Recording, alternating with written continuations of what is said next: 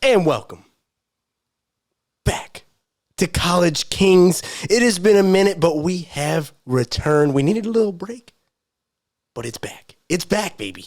And I got my man, my co-host, the one and only CDM. How we doing, brother? It's been crazy. It's been crazy. It's been crazy, man. It's been too long, but as you can see, we've upgraded. We've got a desk. We've got an LED light with a tripod that's giving me this good lighting. Look at that. We've got the jersey set up. We've got a chair. We don't have the recliner anymore for the pod. We have a chair now. So it's been going great, man. You know, Christmas was awesome, getting these amazing gifts, you know, being able to set up finally and have the amazing setup for a podcast instead of having to use a TV tray in my recliner. So it's been a big upgrade, but man, it's awesome to be back. You know, we're getting to the nitty gritty now, and we're a week away from two of the biggest games in college football. The last season of the Final Fours.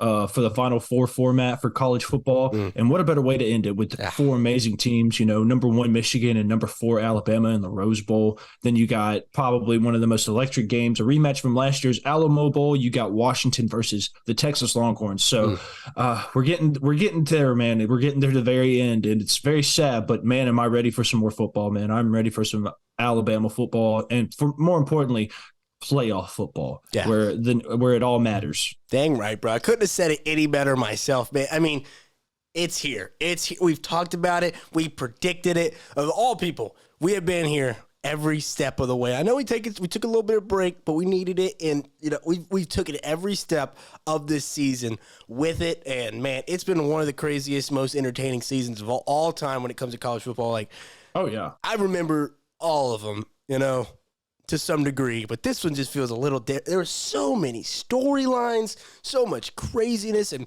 with the whole entire, you know, transfer portal craziness with the 12 team coming in next year, it just feels like this is a boiling point for an all-time finish to a college football season. It's already been absolute madness. I mean, the Jim Harbaugh stuff. I mean, there's been storylines everywhere this season. It's been one of the most craziest seasons I've ever seen in college football, and I've been watching it for a minute. And I've never seen something this crazy before. So many surprises, so many shocks, big stories to come out. I mean, it was insane. I mean, it's been awesome. And it's just going to get better from here, I think. I mean, next year for the 12-man, it's going to be even better because we get better. We get more teams in. I read this today. We get home playoff games. Yes. How exciting is that going to be? Just imagine Penn State having a home playoff game in Happy Valley for a whiteout game. Insane. Dude. Absolutely magical. Dude. That'd be awesome. Imagine Michigan. Saying Michigan doesn't make the doesn't get the top 4 seed. You could still get a playoff game in Ann Arbor, which would be insane. So that's one thing that I can't wait for. I think that we've all been waiting for is to bring playoff games back to College State. Like, you know what I'm saying? College Station. Back to their homes. Because I mean, that's just going to be exciting, dude. Imagine Tuscaloosa for a college football playoff game, man. Imagine Death Valley, dude. Like Death Valley, Texas Stadium. I mean, there's so many tough environments, and just to add college football playoff into that's just going to make the environment 10 times better. Yeah, it's so crazy, and I'm glad you brought that up. I totally forgot about that. That is one of the beautiful things about this 12-team playoff. Bowl games, I have no idea how they're going to do that. That is something they have got to figure out, and time off. It's a crazy thing that we're going to have to learn as it goes next season, but we'll be right there with it, and we'll be giving y'all our professional thoughts on it. Obviously, it's what we do here. You know, that's what we do. We're the professionals. We are the pros. Yeah, we're the pros here. We're the pros. But yeah, man, let's get right into this. We'll give you a little bit of a rundown. Got some college football headlines. Obviously, there's been a lot of stuff that has happened since we've been, taking our little break. Is Jim Harbaugh going to the NFL? That's a little bit of a thing that we're going to be talking about. Big time offer on the table for him to stay if he does not go. Florida State's trying to leave the ACC. We're going to give our thoughts on that. It's a lot of money. That's a lot of money to leave. That's a lot of money, man. That's a lot of money. NIL. That's for nobody to want you. Yeah, that's true. NIL, man, there's a beautiful game to it, and there's a no disrespect how you use the money, man. None whatsoever. But there's a good side and a interesting side to NIL. And we've heard a lot of coaches come out recently about how wild NIL and transfer portal is. I mean, it's literally free agency. So we're gonna get into basically. that. It literally is. So we'll get into all of that and show y'all some videos of some situations where, you know, NIL is used in good ways. So warm the heart during these, you know, these holidays. And then, you know, Simpsons coming in from right field with some good jokes. We're going to be showing that as well. Obviously, the transfer and recruiting and transfer portal, you know, National Signing Day just passed. Obviously, there's still recruits out there that have not made a decision yet. But the big one, transfer portal, a lot of teams, you know, a lot of players have made their decisions. A lot of teams are still out there trying to get some transfers. We'll talk about that. We'll look at some of these guys that have made moves and have not yet. And then bowl game reactions and game picks as always. Got a lot of games to pick. We're going to have a little bit of rapid fire, and then we'll get into our playoff games so we can give those a little bit more time. But, hey, that's enough of road work. Y'all know what we do here. Y'all know what we do here. Exactly. It's time to get down to time to get down to business, man. Start us off, Nate. Yes, sir. Like I said, Florida State adds fuel to the fire of chaos surrounding the university already with being left out of the playoffs, obviously. Was it right? Was it wrong?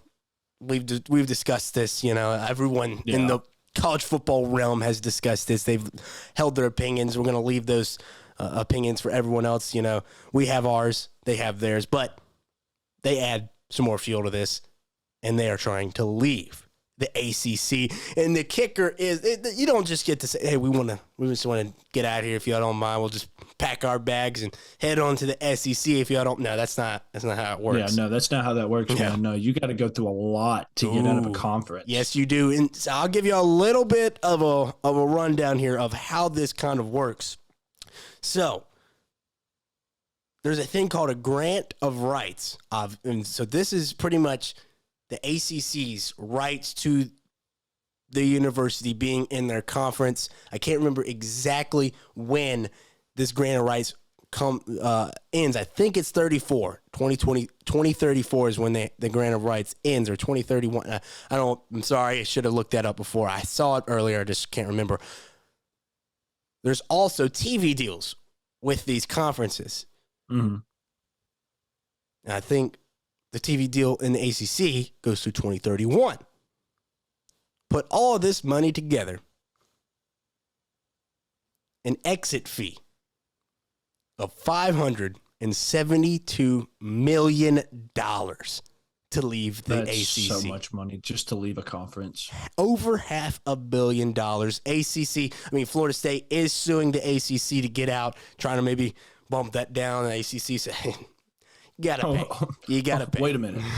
You can't just leave scot-free. Like, you gotta pay some type. You gotta pay some way, shape, or form to leave this conference. Yeah. And these universities have a lot of money, but $500 million, that's a lot more than, I think. Yeah, that's all. I wish I could have that much money. Yeah.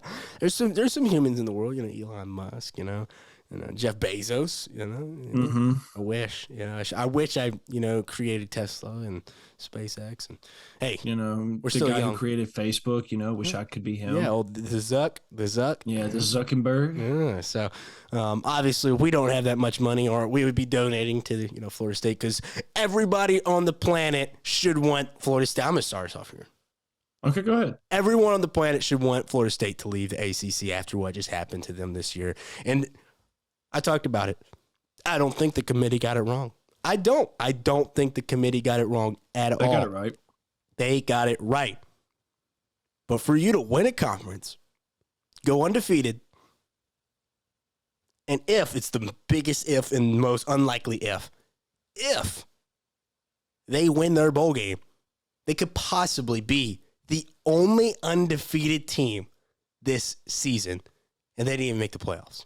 I know it's insane, but as we said before, the committee got it right. No, committee got it right. My point is, you win a conference, you do everything right. You lose your quarterback and you still go undefeated, and that's not enough.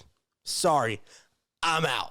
I'm done. I totally agree. I think they should want to leave, but at the same time, SEC already said no to them coming in. So you have the Big 10 and the Big 12 to really go to. You don't have a Pac-12 anymore. No more Pac-12. So you have the Big 12 you have the Big 12 or the Big 10.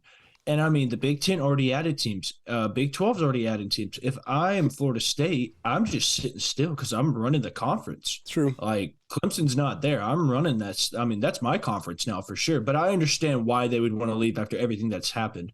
But I mean, at the end of the day, you gotta roll with the punches and just take what you can get.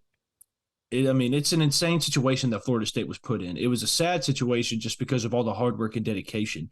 But for you to leave a conference that you've already proven that you can win multiple times out of this season, I mean, yes, I think they have to get a quarterback because, I mean, we'll get into it later about opting out and of all the people that have opted out of this game. Like, it's insane. It is insane, especially $572 million to leave this conference. Like, that's – ooh. Okay, so I got a little bit more stats here. I had it pulled up. I thought I did. So – I told y'all how much when it was. So this is what it says. In the lawsuit for Florida State estimates it would cost, that $572 million to leave the ACC without a legal victory or a settlement. So this is if they just said, all right, we're just going to pay. We're not going to fight it. We're not going to go through the legal mumbo jumbo. We're just going to pay the money right here, right now. No suit or anything. It would forfeit $429 million in media rights that go through 2036 when the ACC's contract with ESPN expires. So that's when the media, their TV rights expires, 2036. That 2036. So you got 13 years to go? Yep, $13 million in reimbursement broadcast fees and an exit fee of $130 million. So, yeah, you hit it right on the nail there. So, yeah. Oh, jeez, man. That's crazy. So, yeah, the biggest thing is those – because all the money that these schools get when it comes to grants or rights and everything is through those TV deals. I mean, that's obvious. Like, that's how you make your money at these universities just for games because, a program buys your – for instance, for all these years, the Big 12 has been on Fox. They had the media rights to them. SEC – CBS, so those media rights, now the SEC is no longer on CBS, they're going to ESPN. That was a massive deal. They signed that contract. So these things are massive. You just can't just walk away. And like we said, if they were just to settle, no settlement or anything, just pay over $500 million. So absolutely insane.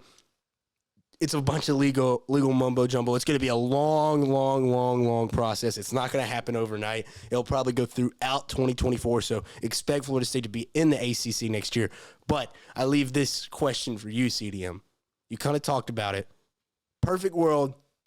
All conferences are wide open. They say, Florida State, you can join. What conference would you like for them to join, CDM? I said Big 12. Okay. I said go over there and run that conference because, I mean, the two juggernauts have gone. Two juggernauts in Oklahoma and Texas are both out. Big 10's already added Oregon, Washington, UCLA, and USC. So, I mean, that conference in general is already packed because, you add those and then you already have Ohio State, Penn State, Michigan State. I mean, it's insane. I think you go to the Big 12 or you just play it smart. And as I said before, just stay in the conference that you're going to run for the next couple of years. Nobody in that conference looks like they are in any way a threat to Florida State at all. Clemson's no longer there anymore. Louisville's not there anymore after this season because they're losing a lot of people. North Carolina's gone. Miami may make a move because they're hitting the portal. They had a good little recruitment class too. Yeah, Miami had a good little. They had like a top 3 recruiting class. Yeah, they were really. They hit in the portal. They hit in recruit and the portal for sure. But in my opinion, if they are to leave the ACC, I think you go to the Big 12 and dominate that conference. Because who else you got in there? You got Kansas State. You got Colorado that's coming in there. You have Arizona that's coming in there. UCF. Texas Tech, you have teams like that you could run through and possibly win a Big 12 title instead of an ACC title. The ACC is slowly falling apart as we've seen. So if you really want to make an impact, go to the Big 12. That's where I think they should end up at.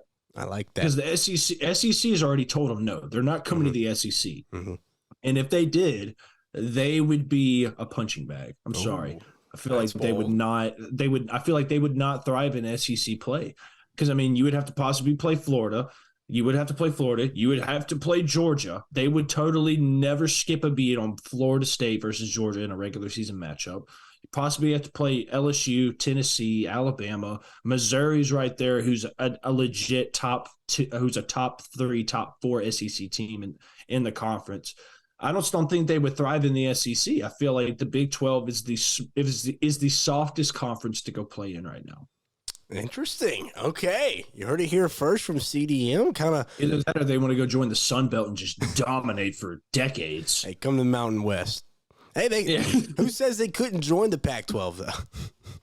I mean, you're not wrong. That would be some weird games right there. Oh, dude. God, They'd have to travel like over 3,000 miles just to go play a game. The Pac-3 with Washington State, Oregon State, Florida State. Jesus Christ, dude, that would be disgusting. That's hilarious. Yeah, I hear you, man. I mean, a perfect world if no one says no to this team. I mean, I personally would love to see them join the SEC. You keep it in that, SEC says they pretty much were coming out immediately saying we're not bringing USC. We're not bringing in these teams from far away. We're keeping everybody close. Obviously, Florida State is in that range. They're in the South, so I mean, it would make sense for them to be in the Southeastern Conference. Yep. Demographically, it makes sense. I would love it because there's already a massive rivalry in state with Florida. I mean, that's one of the best rivalries, out of conference rivalries in all of college football. I mean, out of conference. So there's some things there that would make it fun and make it obvious. But like you said, SEC has already denied them in the past. Who's to say that SEC gets a change of heart? Who knows if they get out of their contract and everything.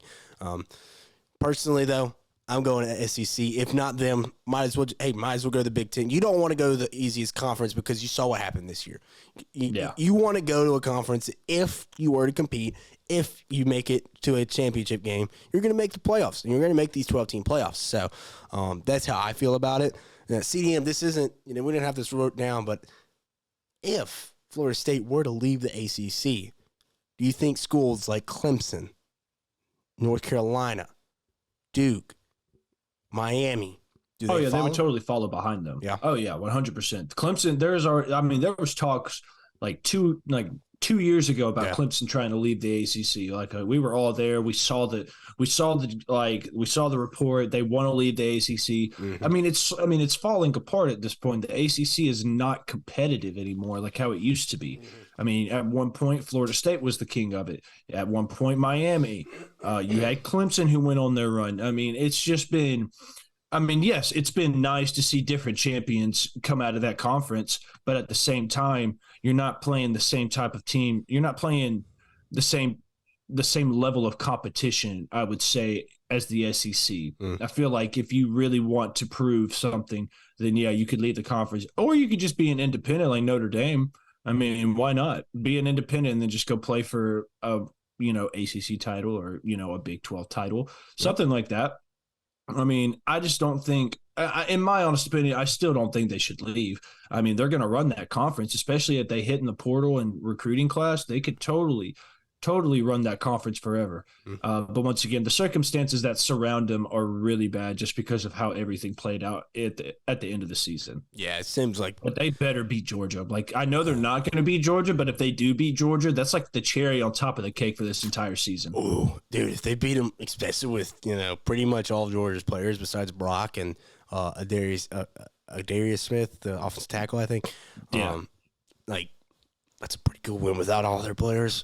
Your third-string quarterback, 19-point favorites. That'd be pretty crazy. God, they're 19-point favorites. Yeah, it's probably going to keep rising. So. Oh, yeah. I think 25 at the end of the week. I'll say this. This morning, it was at 17.5. So it's 1.5. Keep on bumping that number up for me, man. It's just going to keep on climbing. So we'll move on from that. Yeah, craziness with the ACC and Florida State.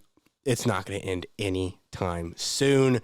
Speaking of players opting out of their team at Florida State, it's become a massive controversy around the entire nation, not just Florida State.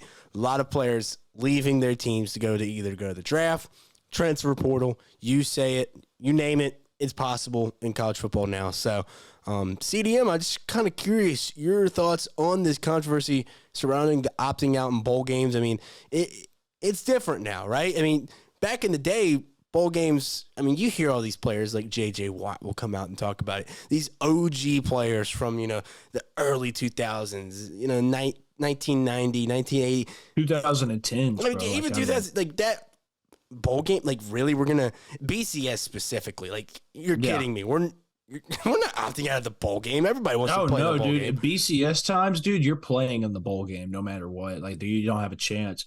But this has been a big controversy for a while when it comes to opting out. There's been so many conversations of, some people saying players should stay and support their team. Others say they're making a business decision when going into the draft to prepare for their future NFL careers. I mean, there's so much going around it.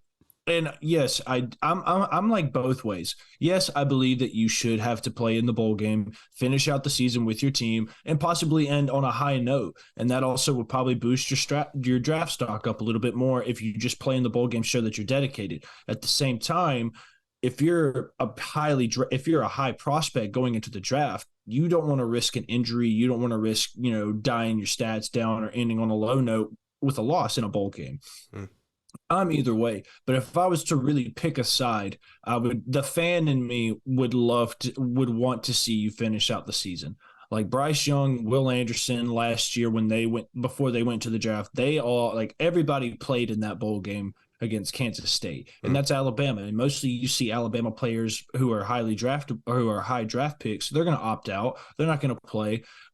Same thing in 2019. We also we had players like Jerry Jeudy and Devontae Smith and Henry Ruggs all play in the bowl game.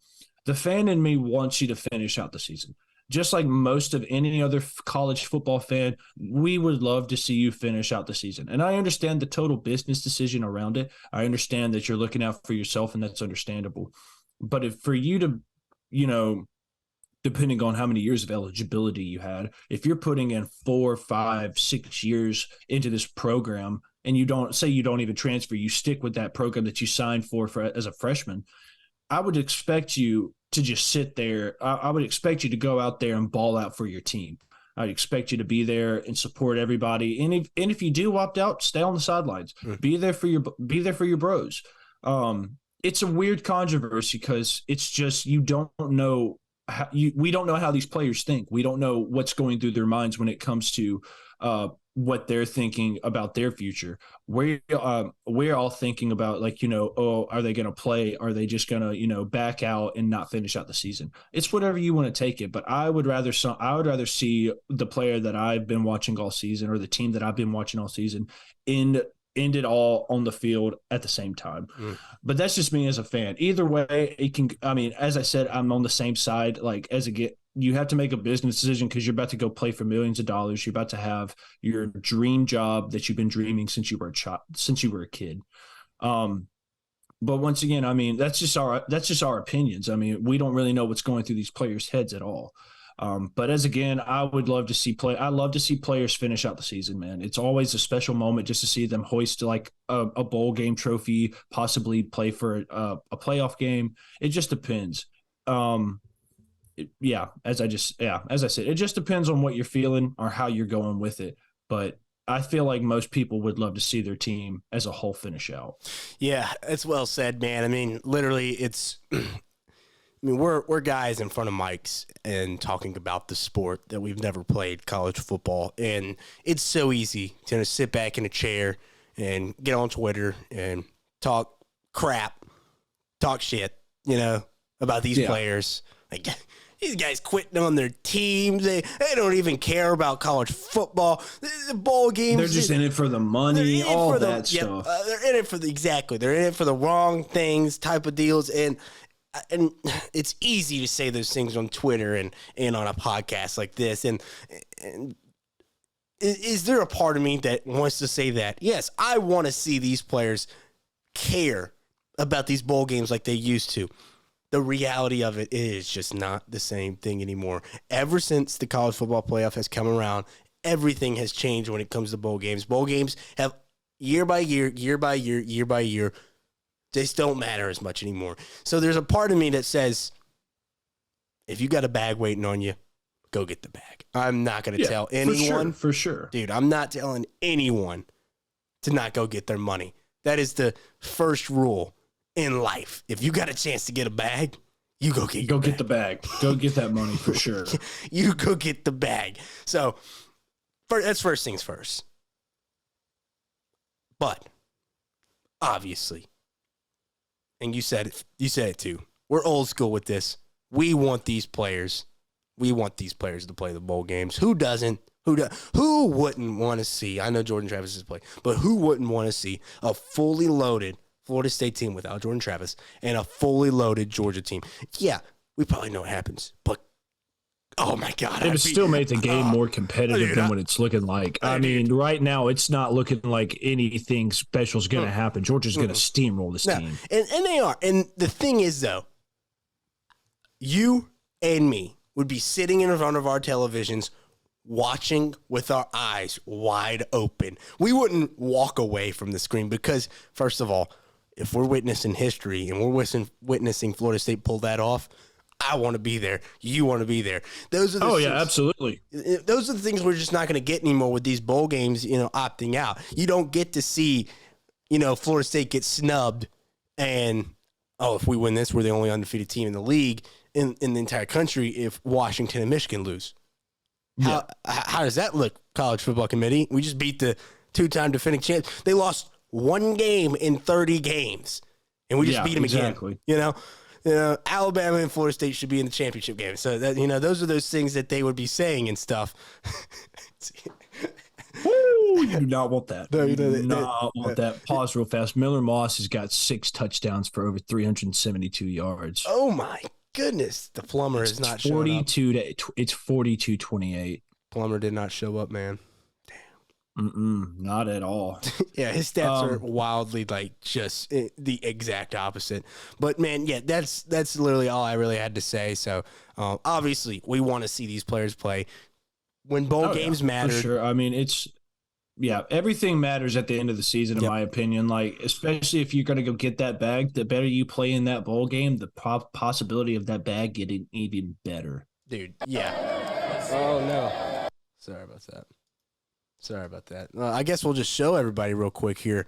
Let's show everybody what does it mean to win the Duke's Mayo Bowl. Let's take a look at this CDM. I know you're a big mayonnaise fan here. Oh, look at that. Absolutely disgusting. Look at that. Absolutely just awful. Oh my gosh. And if for some sick man to just want mayo dumped on him is just absolutely just atrocious. Beautiful commentary by CDM. Yes, if you are listening, there is a mayo bath when you win the Duke's Mayo Bowl. And, how is this a bowl game? And then you got the reporter eating the mayo off of him. Pause. Is that Marty? No, that is not Marty. That is not I'm Marty. about to say Marty. We've stooped down that low. Yeah, no. That is a big pause moment when you see another man eating off of another man, especially with his mayo. Like if it was queso, it's a big pause when you get mayo dumped on you in general. Like once again, like how is this a bowl game? Like how is that? Like dump Gatorade on me, dump hot sauce on me, don't dump mayo on me. Dude, he's eating fries with it. Like who eats fries? Who dips fries in mayo?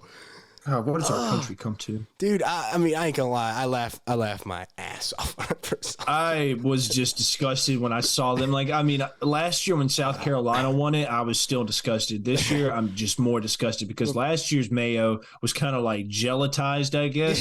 This one was just like runny, looked like water. Looked like, oh, dude, imagine getting in the shower and you get that out of your hair. It smells like rotten ass. At least this smells like rotten eggs just trying to get out of your freaking clothes. That's disgusting. At least this coach was kind of like at least a little less like acceptable. Like Beamer last year was like, pour it on me. Like I was a little pour it. I want it. I was like, oh, Beamer, easy now, dude. The worst part is about this bowl game is like there will be fans outside. I saw last year there was a fan eating a jar of mayonnaise and then poured it on his body. I said that is just despicable. Oh, it's like hey, Will Levis with the mayo and the coffee. That is just like that's unholy. That's unholy. That's not right. Who drinks mayo? Like you got to be some sick individual. Like, hey, CDM, how much do you like mayo? Oh, I put it in my coffee. Oh, I actually shower with it too. It's actually my deodorant. So, Disturbing on so many oh levels, God, dude. we had to show that. Obviously, that's a beautiful tradition that has not been left behind in college football. So, thank you, Duke's Mayo Bowl, for giving us at least something to laugh at when it comes I to hope bowl that's one of the season. bowl games that are taken away next year. So, first of all, though, hang on though. You brought up the stat line just a second ago. Is Miller Moss the guy next year at USC? I mean, honestly, it's looking like it, man. I mean, he's got 6 touchdowns and over almost 400 yards passing and only 1 interception. Dude's balling. I mean, he was a dog in high school too, coming out, and then Caleb Williams transferred over, Malik Nelson, Malachi Nelson. He committed there. I mean, it was a lot. Yeah. It was a lot, but you give that man. You give somebody an opportunity to show out, and this man's really showing out for that starting job next year, especially if they don't. Goodness. Yeah, we got. Especially if they don't land anybody in the pool, dude, you're in safe hands. Yeah, we got to see. Y'all got to see this. Y'all got to see this. Y'all got to see this. This. Look at this. Look at this dime real quick here. Miller Moss roll out, knock down, 50 yards on the money. Dot, dude. It's a laser. That's a money ball, dude. That's a money ball. That is a money ball. Respect. Hey, Man, Louisville letting down everybody again. that's some respect, dude. I like that. Miller Moss is a stud, dude. Moss. Love what I'm seeing from you, dog. He's a dog. We might have to see him next year when USC loses their quarterback, Caleb Williams. Let's keep this thing rolling, though. We kind of got a little off topic there. Let's talk about a guy that has been in headlines in college football all season, and it just continues. This guy, he just finds a way to find headlines, doesn't he? He always finds his name in the headlines. I don't know how this is happening. Like Nick Saban's not even talked about this much rather than this guy.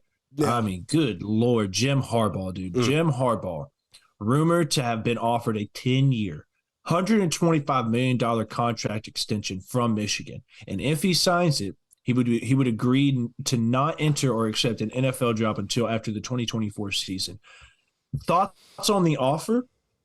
I mean, it just depends on what happens after this game. It depends on what happens after the Rose Bowl. If you lose the Rose Bowl, I don't think you take that offer. I think you look at all your options first, and if you feel like take it, then yeah, take it. If you feel like you can run it back next season with a 12-man playoff, absolutely.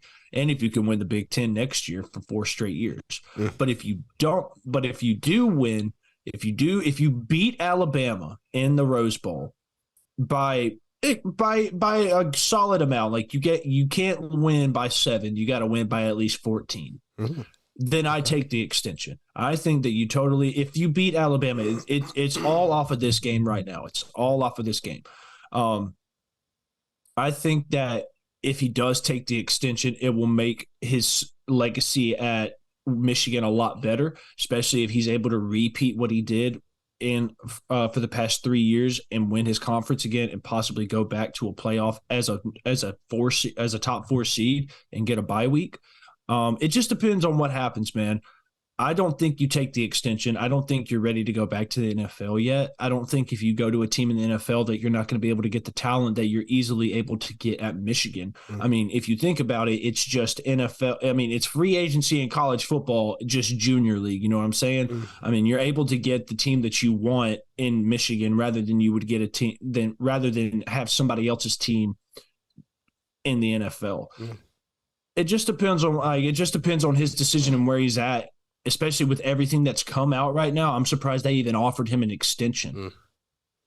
It's probably a little bit of a response, like, all right, let's just lock this guy in. We might lose him all next year if they get him, suspended or whatever, which would be crazy. He takes the offer and then gets suspended and just doesn't even get to coach next year. Would be absolutely wild. But yeah, I mean, first of all, massive. I mean, that's like easily the most money. That's a big boy. That's big boy numbers right there. That's the most money any coach would ever make in us. And we're talking more than Nick Saban and these big names. 10 years, Brian Kelly. 10 years. That's a lot. Yeah, I mean, that makes me curious. Let's see who the highest paid. I know Brian Kelly made it $100 million, but I'm pretty sure. I think Nick Saban's the highest paid coach. I think so too. I just want to know how much highest paid college football coaches. Let's see here.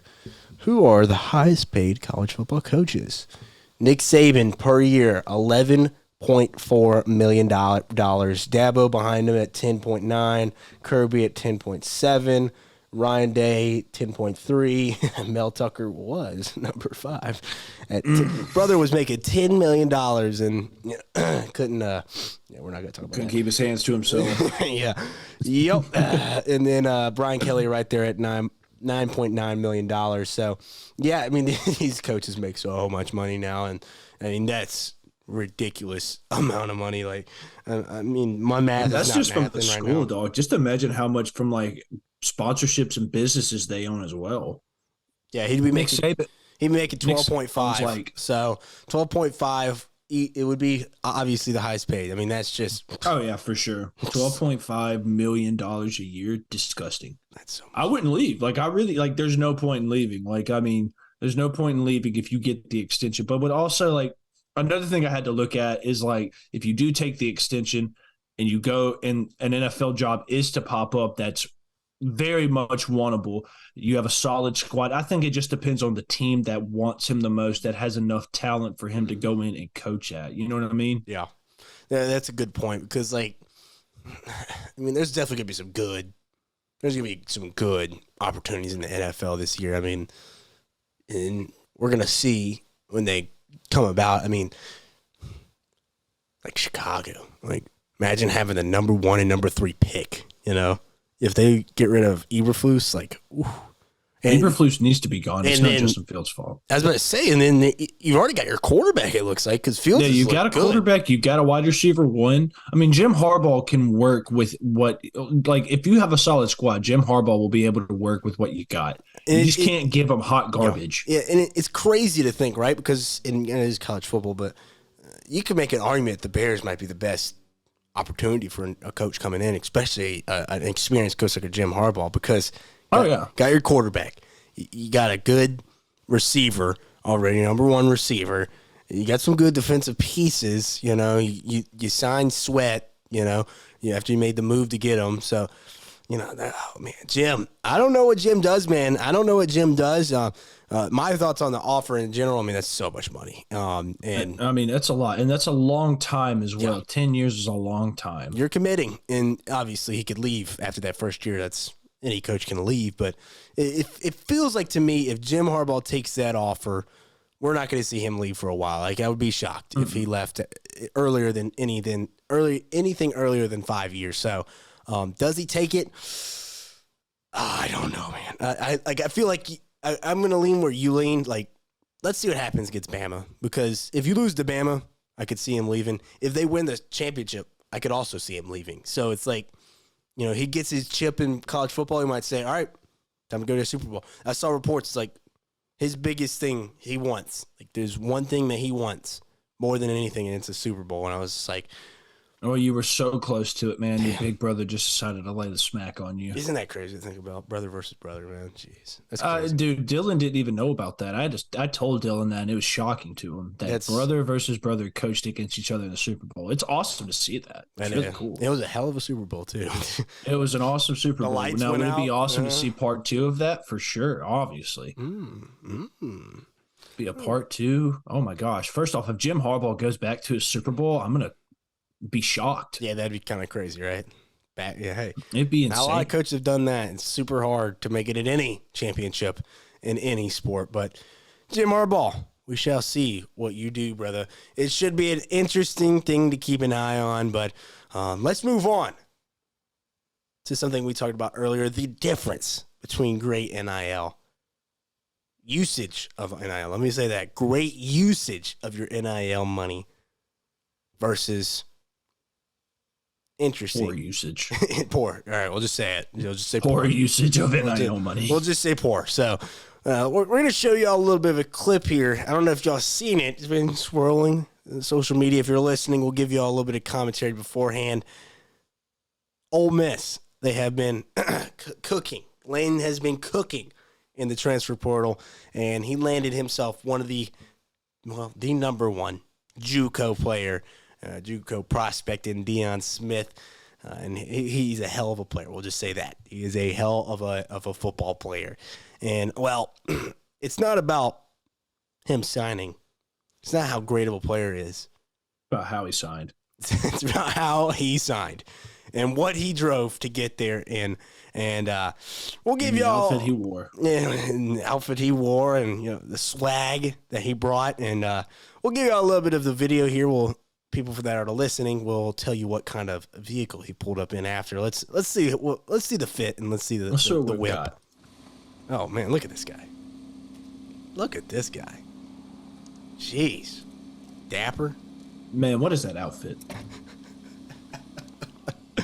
Oh man, look at that. Got the wheel. Look at the rims, dude. Look at the rims. Oh, look at that. Nice pin. Knockdown. Man, kind of a mid jacket. No, but what a great sign! What a great sign for Ole Miss. I mean, another great pickup for Lane Kiffin in the Ole Miss offense. For what was that car he was driving, CDM? A Lambo. It's a beauty. It's a beauty. I could see why his outfit was so lame, because he had to spend half of his money on that Lambo that he rented. Out of money. That's a lot of money to rent a Lambo. That's a lot, man. Just to return it a couple hours later. It's crazy, right? Hey, bro, let me borrow this.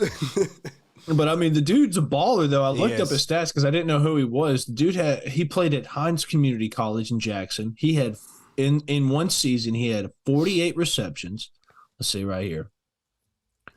Wait, no, hold up. Let me get right there.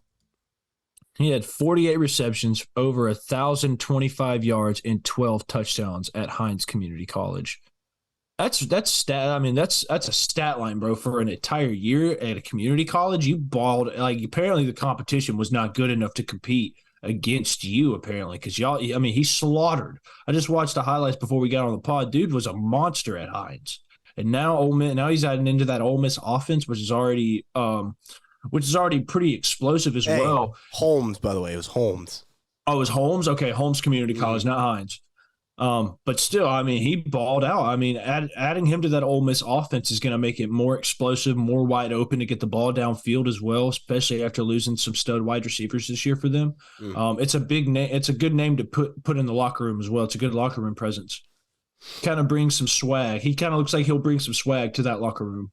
You perfectly put, man. I mean, it's everything that's going on in college football, and you can make fun of the guy for what he did, pulling up in the Lambo, but at the end of the day, if he could do it, you would do it. You know what I'm saying? Oh yeah, 100%. Best believe I would pull up in a Lambo at my 9 to 5. Absolutely, dude. Yes, I totally would. But we did want to show a great usage of NIL money. A special moment. A really special moment. It was a great holidays. It warmed the heart. We'll give you all a little background here before we show the video here. Indiana basketball player and his sister on Christmas have a great moment. This Indiana basketball player, he's he's pretty good. So he's making some decent NIL money. Let's see what happens here on Christmas Day. Hey sis, I wanted to let you know how much I look up to you and admire who you are. Your soul is beautiful and you are the best role model ever. There is no doubt that I have made it to where I am today because of you. Someone like you deserves no burdens or restrictions in life. And I feel like the best way to help you with that is by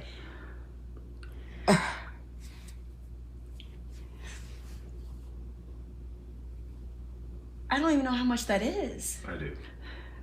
It's zero now. Bar. Like, actually?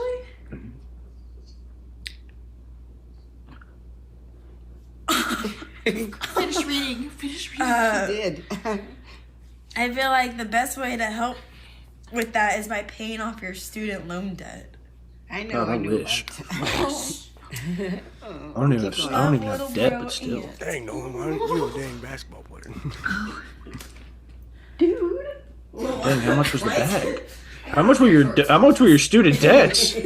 That's a good question, right? Everybody wants to know how much it was. How much were your student debts if he paid it off? My There's no God. telling. She could have been like some doctor or a lawyer too, so it could be something wild. So Could be like $100,000 in Yeah. student debts. Yeah. Just like absolute, you're in the shitter. yeah, and a homie comes out in right field, the brother. It was a beautiful moment. Beautiful moment. Oh, yeah, Pays for off sure. his sister's student debts with his NIL money, and everyone knows how much of a burden that can be, and what an awesome moment that is. Indiana basketball player coming in for the rescue there, and what a moment. CDM. The difference. We're not going to crap on the guy at Ole Miss. Obviously, we would. Oh do yeah, that. no, dude. I mean, that's how you want to. I mean, you want to show people that you're here to play, man. You're trying to bring some swag to this. You're trying to bring some swag. So I mean, there's no harm and foul of pulling up in a Lambo, man. I mean, that's just your way of doing it. But that right there was heartwarming, man. I mean, you can always. I mean, we could talk about good uses and bad usage, but I mean, at the end of the day, that's their money and that's the way they want to spend it. Yeah, But man. the new NIL world is also just, it's kind of up in the air. A lot of people don't agree with it. Like Lane Kiffin came out and said that it kind of just takes away from recruiting, takes away from the transfer portal. Because, I mean, as we said before, it's free agency in college football. So whoever has the bigger bag gets the better player. That doesn't mean that you're going to get the best out of that player. And sometimes money talks to some people, but also some people want to come in for the grind and want to be there for the team. It just depends on how you go about it. I mean, money is a dangerous thing to get into. Money is a very dangerous thing because money changes you. A lot of people don't agree with it, but money will change you. Hey, I just want to say this real quick. All right. First of all, student debt, it was over $50,000. All right. So we talk about like 60,000 or so. Yeah, that's pretty nice. Pretty nice. Let me just tell you this guy's. I said he was good. First of all, didn't know the guy. Didn't do any research. Just found, Is he good? over $50,000 in student debts, by the way. This is this guy's stat line this season. He's averaging 1.8 points per game, 0.5 rebounds, and 0.8 assists a game, shooting 66.67%. Shooting really good from the field, only averaging 2 points a game. But How did he get an NIL deal from? that's a good question, brother. Like, who gave this man a deal? Senior. So he may have been saving up the NIL. Man, this man told y'all a lie. He told the company a lie. He's like, yeah, man, I'm going to average like 27, 6, and 8. I'm going to be a top 5 lottery pick. Nope. No, you're not. We'll give you the money. No, oh my God. That's a lot of money for a guy that don't play no ball. Hey, man, the way you get your money, I'm not going to ask questions, but I'm going to tell you one thing. You need to pack those stats, man. You need to get on the court a little bit more. You need to get out there and practice and just ball, because my God. That had to have been all of his money, dog. There's no way he's got any more NIL That money. man's broke now. That man himself is in debt now. Oh, poor That guy. man himself is in debt. I hope he looks at his sister in the near future like, hey, remember that time I paid your student loans off? Paid them all. I'm kind of in some financial needs. You mind helping me out this time? Like, no way, bro. No. Mm-mm. Oh my gosh. Oh gosh. All right, let's move on. Let's move on. But the NIL world is it's crazy. It really is crazy. is. But I think the more we get into it and the more time it takes, the better way. There'll be a better way for college football to figure it out when it comes to paying the players and getting their money when deserved. I think you have to play. Like, I think you need to deserve that money. Like, you need to show me that you're willing to, that you're deserving of to get the bag from us, because we're already giving you a free education. Yep. I mean, you need to prove to me that you're worth like $5,000 or $50 million, depending on what your NIL deals are like. It's insane. Yeah, it's crazy, man. What a wild world it is. It's the wild, wild west when it comes to, to pretty much, we said it a bunch of times already, free agency in college football. Lane Kiffin had something to say on it. I was going to put it in the pod, but it was late, and I wasn't able to get the clip. Yeah, I read up on it today. Dude, it basically how I said it, it just takes away from everything, takes away from transfer portal, takes away from recruiting class. It's the biggest thing is the recruiting class for sure. It takes away from recruits. Yeah, and I mean, his comments on it are pretty crazy, comments on the transfer portal. And this is coming from, the king of the transfer portal. You know, this guy. Here it is. I'll read it off. I couldn't get the video itself, but then dealing with the portal, going to other universities, see kids, and dealing with keeping your own kids. So, again, it's a terrible system. No other. I wouldn't think any other sports, professional sports, would ever have a system where free agency starts while the season is going on. I thought that was the most, spot-on point. Like, these kids can leave whenever, man, and play whenever. And it's just like, what? So, I mean, the more hell that's raised, the more likely we're going to see some parameters put around it sooner rather than later. I think there needs to be. 100% agree. It's going to happen sooner or later, and it's when they did this, we all said it's going to be a learning lesson. We all agree. If you don't think these college players shouldn't be paid, you're crazy. First of all, second of all, we all knew it'd be wild. We knew it wouldn't be perfect. No one thought it'd be perfect. So we're learning as we go. The big dogs that make these decisions up there at the NCAA and everything, they get a lot of things wrong. But getting these players paid, good move, and they will hopefully fix this for the better in the near future. So, but let's keep this thing rolling. We got a little bit of a funny clip here. We were just talking about the man, Jim Harbaugh. The Simpsons had their opinions on. The Simpsons always hit, bro. They hit every time. They hit. Let's see what the Simpsons had to say here about Jim Harbaugh. We'll give some commentary after it to paint a picture for the people that are listening here. So let's see here from the Simpsons. Students, look to your left, look to your right. Those are the people you'll be cheating off of. Nope. Yep. At the Jim Harbaugh Center for Competitive. What does that say? Competitive what? Imbalance. Imbalanced. Good Lord. They never miss, dude. They always hit on it. They never miss. Dog. It's just never gonna happen. He can't escape the allegations. He will never, ever, ever escape those allegations at all. No, he will not. No, he will not. Those will follow around. If he goes to the NFL, guess what? They will still follow him into the NFL. Oh yeah. They will, and those are some of those jokes that they're gonna linger. Some things in sports are there's no timetable for it. So even if it's true or not, we're gonna find out. Connor Stallions, the man, the myth, the legend. If they're I don't know. He may not know about him. I think he did, but that's just me. We'll find out when we beat him on Monday. They might have been cheating, bro. You never know. Y'all gonna probably lose by 50. Got y'all's playbook. Dude has not played against a good team all year. Dude's a bum. We talking about Ohio State. Whoa! Oh no! Oh no! Ohio State. Not Ohio, not Kyle McCord. Yeah, he's Syracuse's legend. God, dude. Did you see his face after their bowl loss against you? Yeah, dude, that dude's done. That dude is done.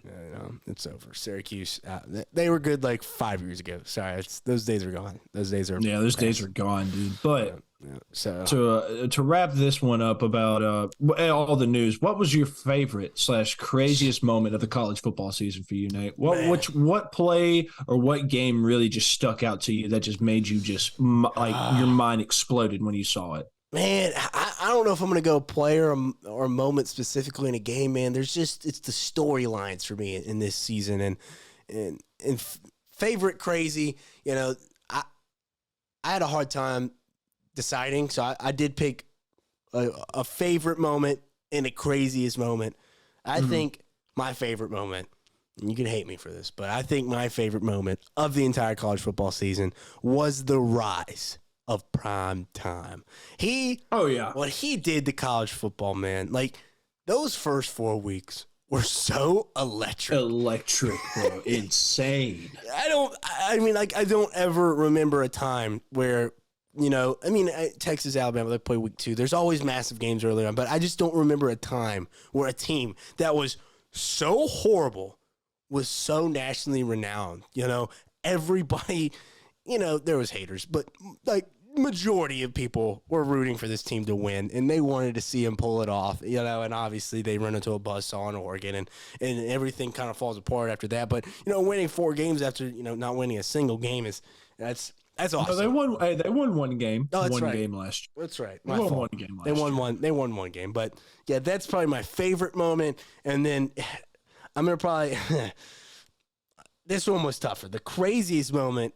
I was kind of between two here. I ain't gonna lie. I think the crazy you have to have Jim Harbaugh, the whole sign stealing. Yeah, for you sure. have to have that in there. When it comes to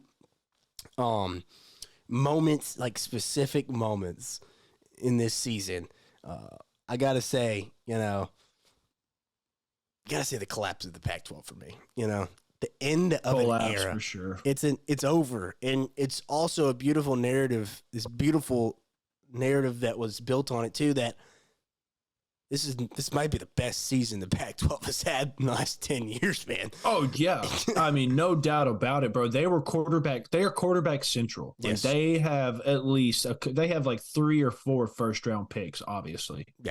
Yeah. So it's beautiful. It is a beautiful season with a lot of crazy / sad / awesome things. Prime time was an awesome thing, and the Pac-12 collapse is just crazy and sad. I saw Chip Kelly on the Pat McAfee show last week, and he was just talking about it. Like, how does this happen, dude? How does it's literally like a company just going bankrupt all of a sudden. Just that's it. We just couldn't figure it out. We couldn't come to a deal. We couldn't make the money. It literally came down to a TV rights deal. They just they couldn't figure it out, and they just disbanded. And it's just so maddening. Like, how does that happen? The collapse of I mean, the I'm going to Pac-12. miss the Pac-12, bro. The one thing I'm going to miss the Pac-12 about is those late night Pac-12 games, man. Those games that you stay up till like 1 in the morning just watching that turn out to be super good. Yes. Like, turn out to be just nail biters, and nobody watches them because it's like 12 in the morning over here. It's over there. It's like 10 or 11 o'clock by the time the game ends. Nope. So, thumbs up. Thanks, guys. But I mean, it's insane to see it happen because, as you said, this was the best year for the Pac-12. But to see it all just disband, I'm just gonna miss those late night Pac-12 games, man. Like, coming home from high school, I remember coming in and it was Oregon versus Stanford on, and I just sat down. It was after a football game. I sat down in the living room, made me some ramen, and I just watched football until like 1 in the morning. Same here. Same for this season. I was about to go to bed, and I looked at ESPN, and Arizona and USC were playing, and that game turned out to go into double overtime. That's the game. So I mean, those are the games right there that I'm gonna miss, because that is just so, like, you get more football going into the next day. You're waking. I mean, you're there for the previous day on Saturday, and then it's Sunday morning at 1 o'clock, and there's still football on, and then you go the next day, you get more football. So I mean, that's one thing I'm gonna miss about the Pac-12 for sure. Yeah, man, it's sad. It's sad. CDM, what was your favorite / craziest moment of the college football season for you? I kind of want to be like you and have 2 of them. So, like, I don't know. My craziest / favorite. My favorite was winning the SEC championship against Georgia. That's respectful. Being back on top of the SEC where we belong. We had to put the dogs in place. Had to put the puppies down. Sadly, Take them for a walk. Take them for a walk. Just get the leash. Bark back at them. Ruff, ruff.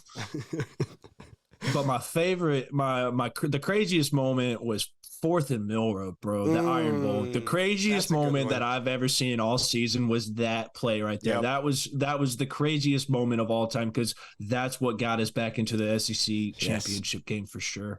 But yeah, Alabama beating Georgia, and then 4th and Mill Road in the Iron Bowl were my favorite moments and my craziest moment of this season. Those are good. I know there goes Bama, and people will say Homer, but like straight up. Hey, call me a homer, bro, but you cannot deny the fact that those 2 weeks of football for Alabama were not the best weeks of college football. They were pretty awesome. You cannot tell me I'm wrong. You don't have to. You can call me a homer all you want, but it's facts. It's right there on paper. Yeah, 4th and Mill Road. That's probably one of the craziest plays anyone will ever see in football in general, not just especially in the Iron Bowl. In the Iron Bowl. Have you ever seen that happen in the Iron Bowl before, Nathan? Oh, well, yeah, neither have I. I saw a pretty cool moment in Iron Bowl. Oh, I will come to Jackson and kick you in the nuts. That play is irrelevant now compared to this play. That play is irrelevant. I was going to say, what comes around goes around. At some point, it will. Yeah, karma's a bitch. It will. Craziness. It took a moment to get there, but you know what? It finally got there. It did. We saw that highlight about 1,000 times, and of course, Alabama said, let me give you our highlights. Next year when the Iron Bowl comes on, I do not want to see kick six at all. I want to see Jalen Milroe slinging the rock into the end zone to Isaiah Bond. Oh, those two highlights will be back to back for next 10 years. Oh yeah, for sure. It'll be kick six at first, and then to end the commercial, it will totally be Jalen Milroe throwing the ball. It's gonna. This is the Iron Bowl. This always happens, and low key, it's always a good game. So it's always a good game, man. Like I told Nolan today, it's the best rivalry in college football. It is, man. It really, really is. And I love your picks, man. What a season. What a freaking season. A lot of crazy storylines, a lot of headlines, a lot of controversy. Let's move on from those headlines and controversies, and let's get into the recruiting and transfer portal. There are a lot of things that has happened over the last few days here. And, man, I'll tell you, recruiting over, we look at it. I'll give y'all the list of the top 10 teams here. Number 1 team in recruiting is the Georgia Bulldogs. Number 2 is the Alabama Crimson Tide. Alabama once again at the top of the list here. I think I saw it. I should have saved it. I think I saw it on Twitter or Instagram. I think this is 13 straight seasons where Alabama, I think, is in the top 5 for recruiting. It may be top 3. So always restock. And they restock. And there's no rebuilding there. It's all restocking. There's no rebuild. It's just reload the gun. Reload the gun. So, yeah. And then number 3, the Texas Longhorns coming and swinging. They're right there, man. They're recruiting their asses off over there. Oh, yeah, especially since being in the SEC next year. They're going to need those recruits. Yes, they will. And then number 4, one of the first surprise probably on this list, this high up in the list. Mario Cristobal doing his thing out there in Miami with the Hurricanes. It won't matter. It won't matter.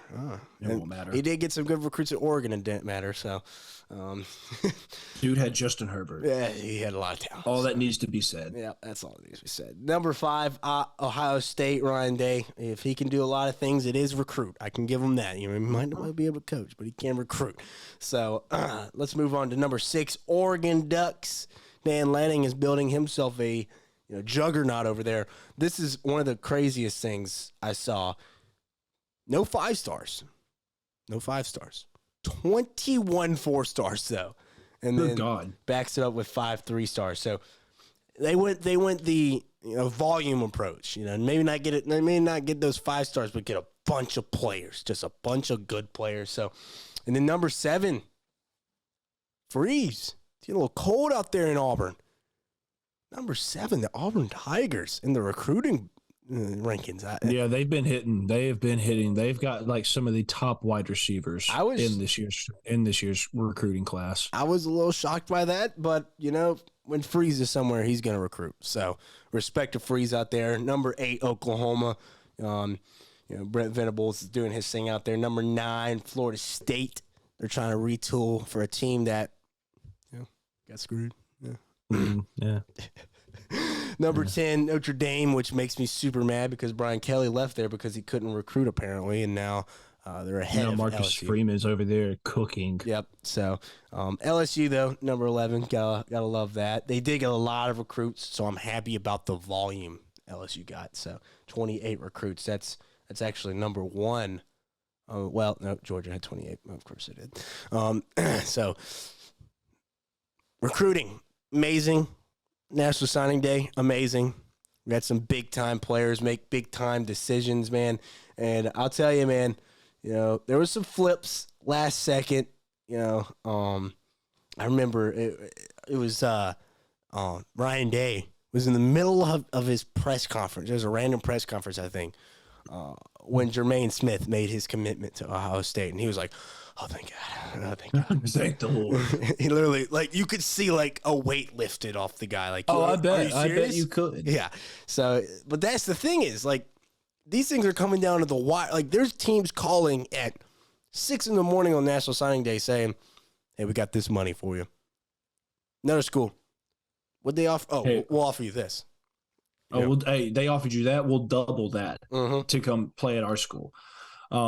That's crazy for the recruiting class. But then you have the transfer portal class. So here we go. I'm gonna do the top 10. I'll do the top 5 teams. Top 5 teams for the recruiting class. At number 1, You have the Ole Miss Rebels. Lane Kiffin cooking right now in the transfer portal. I mean, absolutely insane. Lane Kiffin has had 3 of the top transfer portal classes since he's been to Ole Miss in 2020, in 2022, and in 2023. 2023, he's had the number 1 overall class. 2022, he had the number 2 overall class. In 2020, he had the number 3 in recruiting. That man, if we know Lane Kiffin, that man can get you to come and play for him. Yes. Obviously, he can. At number 2, you have prime time in the Colorado Buffaloes as the number 2 team in the transfer portal class. Insane. We all know what Deion can do when it comes. Who would not want to go play for Deion Sanders, though? Yeah. Let's just be honest. Who would not want to go play for him? At number 3, you had the Louisville Cardinals. Very shocking. Yeah.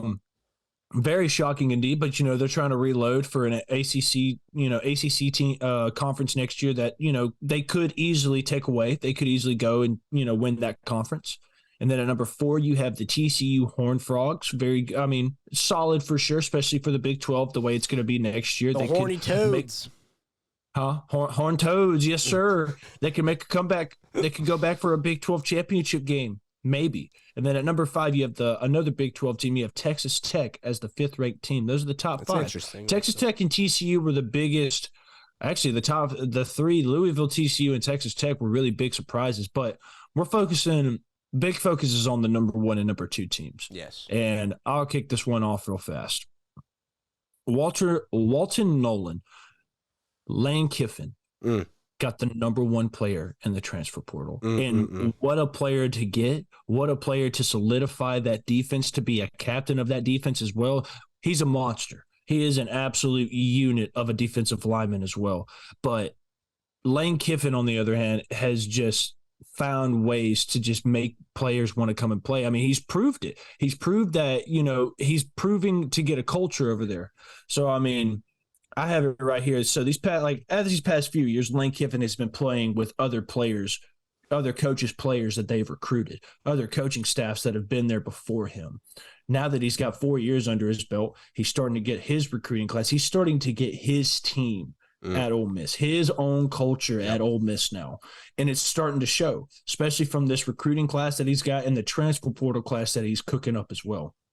So Lane Kiffin being the coach that he is, it's going to be very hard to try and beat him in a couple of things. Recruiting is one. Getting players to come and play for you in this time of age is really hard because they're all focused on money. And we all know how Lane Kiffin, his view on the transfer portal and NIL deals for sure. I would want to go play for somebody that doesn't really want to pay me, but just has a culture of winning. That's going to promise me something other than a bag, promise me possibly a national championship. And Lane Kiffin right now is on the verge of making Ole Miss a top 5 team in college football next year. He just needed a couple of years to get his players and his team and his coaching staff there, and he's finally done that.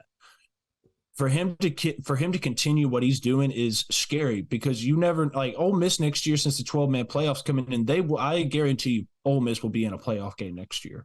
I guarantee you Ole Miss will be playing in a playoff game. A home playoff game in Oxford sounds like a worthy business trip to go on, if I do say so. College Kings on the move? Huh? College Kings in Oxford for a playoff game? That'd be insane. But I have to give Lane Kiffin his respect, man, for getting out there, getting his own team and building a legacy over there for Ole Miss. Because we haven't seen an Ole Miss team this threatening since Hugh Freeze when he beat Bama back-to-back years. Yep. But they still ended up in disappointment. This is different. Lane Kiffin is not going to hold back any punches. He's going to throat punch you. He's going to kick you down. He's going to make sure that you can't get back up.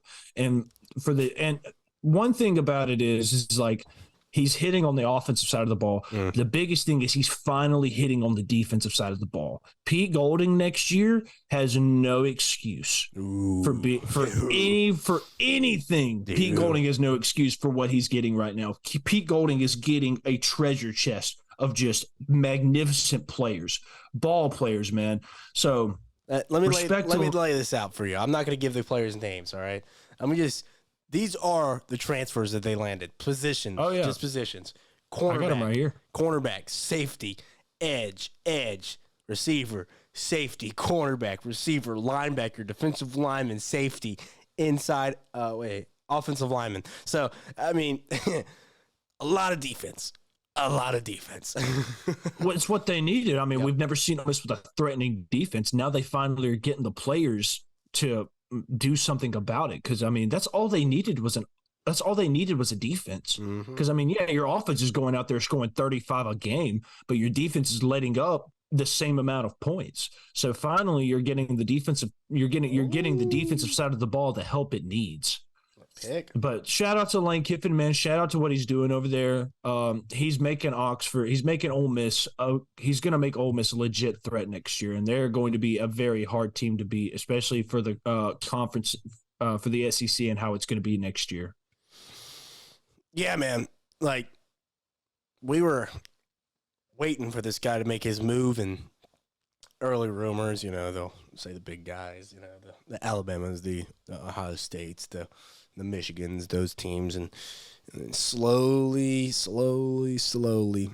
Ole Miss started to creep into this conversation for a Walton Nolan, and we're like, "What? Are you serious right now? Walton Nolan? Really? He's really gonna go to Ole Miss?" Man, Lane, he's cooking, man, and Lane train, baby, the Lane train, man. Hey, to the sip. Hey, but what's going to be even better is, when Nick Saban retires and Lane Kiffin travels back down to Tuscaloosa to be the head coach of Alabama. This guy here. Hey, a man can dream, man. A man can dream. I'd rather have Lane Kiffin than Dabo Swinney. Hey, Grandma would not agree with that. She hates Lane Kiffin, man. I love Lane Kiffin. I just don't like when we play against him. He sucks against y'all, so. Yeah, you can't beat Alabama.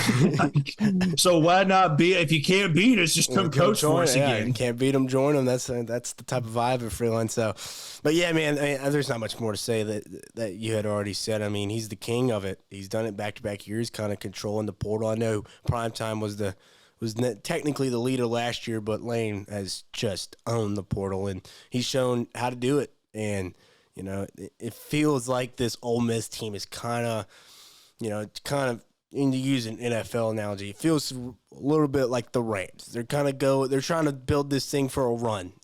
Quarterback coming back, got a lot of good players coming back. I think Judkins is going to be gone, but they got a nice little running back room besides him already. So no, Judkins is coming back. Is he? So I mean, yeah, I swear, I think he's coming back. I don't think I've seen him declare for the draft. Him and Jackson Dart are staying. I knew Dart was. Let's see, Judkins. What would that opt into NFL draft? Let's see. Ole Miss. Start concern. There's concern. Concern over running back deals in the NFL. He's told steady decline. Okay, that's not what I'm looking for, buddy. Come on, Judkins. I don't think he's leaving yet. I think he's only a sophomore. There's nothing in here saying he's declared. Yeah, I think he's only a sophomore, Nate. Oh, he might be. Yeah, because last year he was a freshman. I didn't realize he was that young. I could be wrong, but I swear I think he's a sophomore. Let's see. So you think he's a sophomore? Dude, there's no way Oklahoma State's about to choke this. Yeah, dude, that pick was really bad. Oh, you're right. Sophomore. He can't even go. You're right. So yeah, so that offense is going to be even more lethal. Dang, that's crazy. Think about. Jeez, Ole Miss going for it all next year. I love to see it. I'm a fan of, what Lane Kiffin has done over there. Coaching wise, he makes some decisions that are hard to defend, but what he's built there, it's hard not to be like a fan of, just what he did at Florida Atlantic. Kind of changed the trajectory of his career after Alabama. Everybody remembers what happened in his, past coaching stints, and it kind of changed the trajectory of his career, and built that Florida Atlantic team up, and now Ole Miss, he's just doing the same thing, and he's really trying to win the SEC, which is just crazy to think about. So, hey, respect Lane, keep on cooking. All right. Back the lane train. Yeah, man. Let's talk about some Ducks, though. Wah-wah. It's time for some time. Dylan Gabriel and Dante Moore are now Oregon Ducks. Oregon said, we're going to get our quarterback right now and for the future.